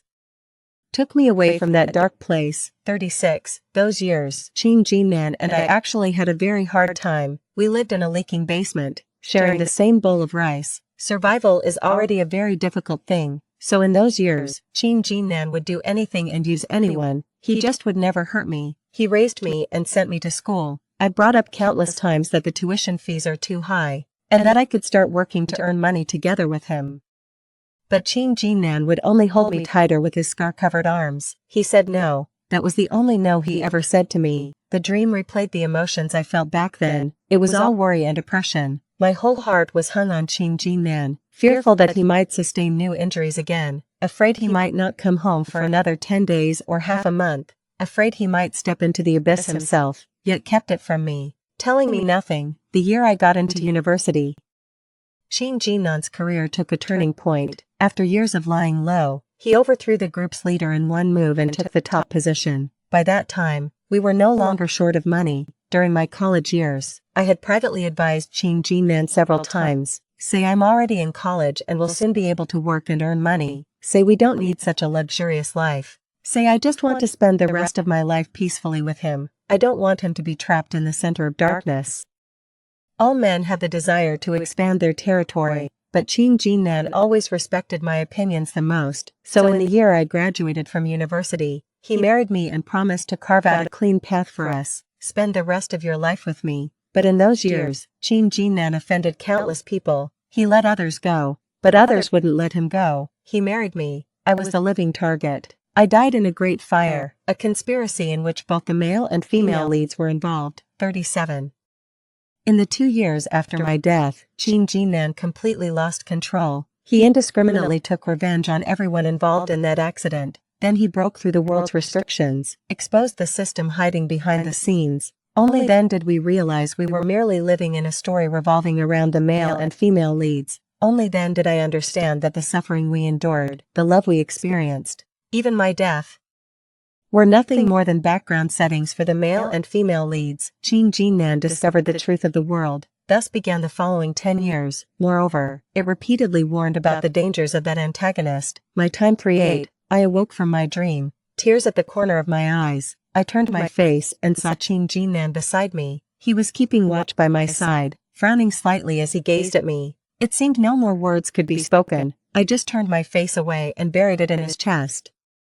Gently wrapped my arms around his back. Qing Jinnan, I whispered his name. The person I was holding trembled slightly. Even after a decade apart, our unspoken understanding remains as strong as ever. I softly called out. He already knew I'd regained all my memories. Qing Jinnan slowly raised his arms and embraced me in return. He applied pressure slowly, as if trying to meld me into his very being. Promise, he whispered by my ear. I've missed you so much. Promise. The response, a decade overdue, finally arrived. I leaned against his chest and whispered, I'm here.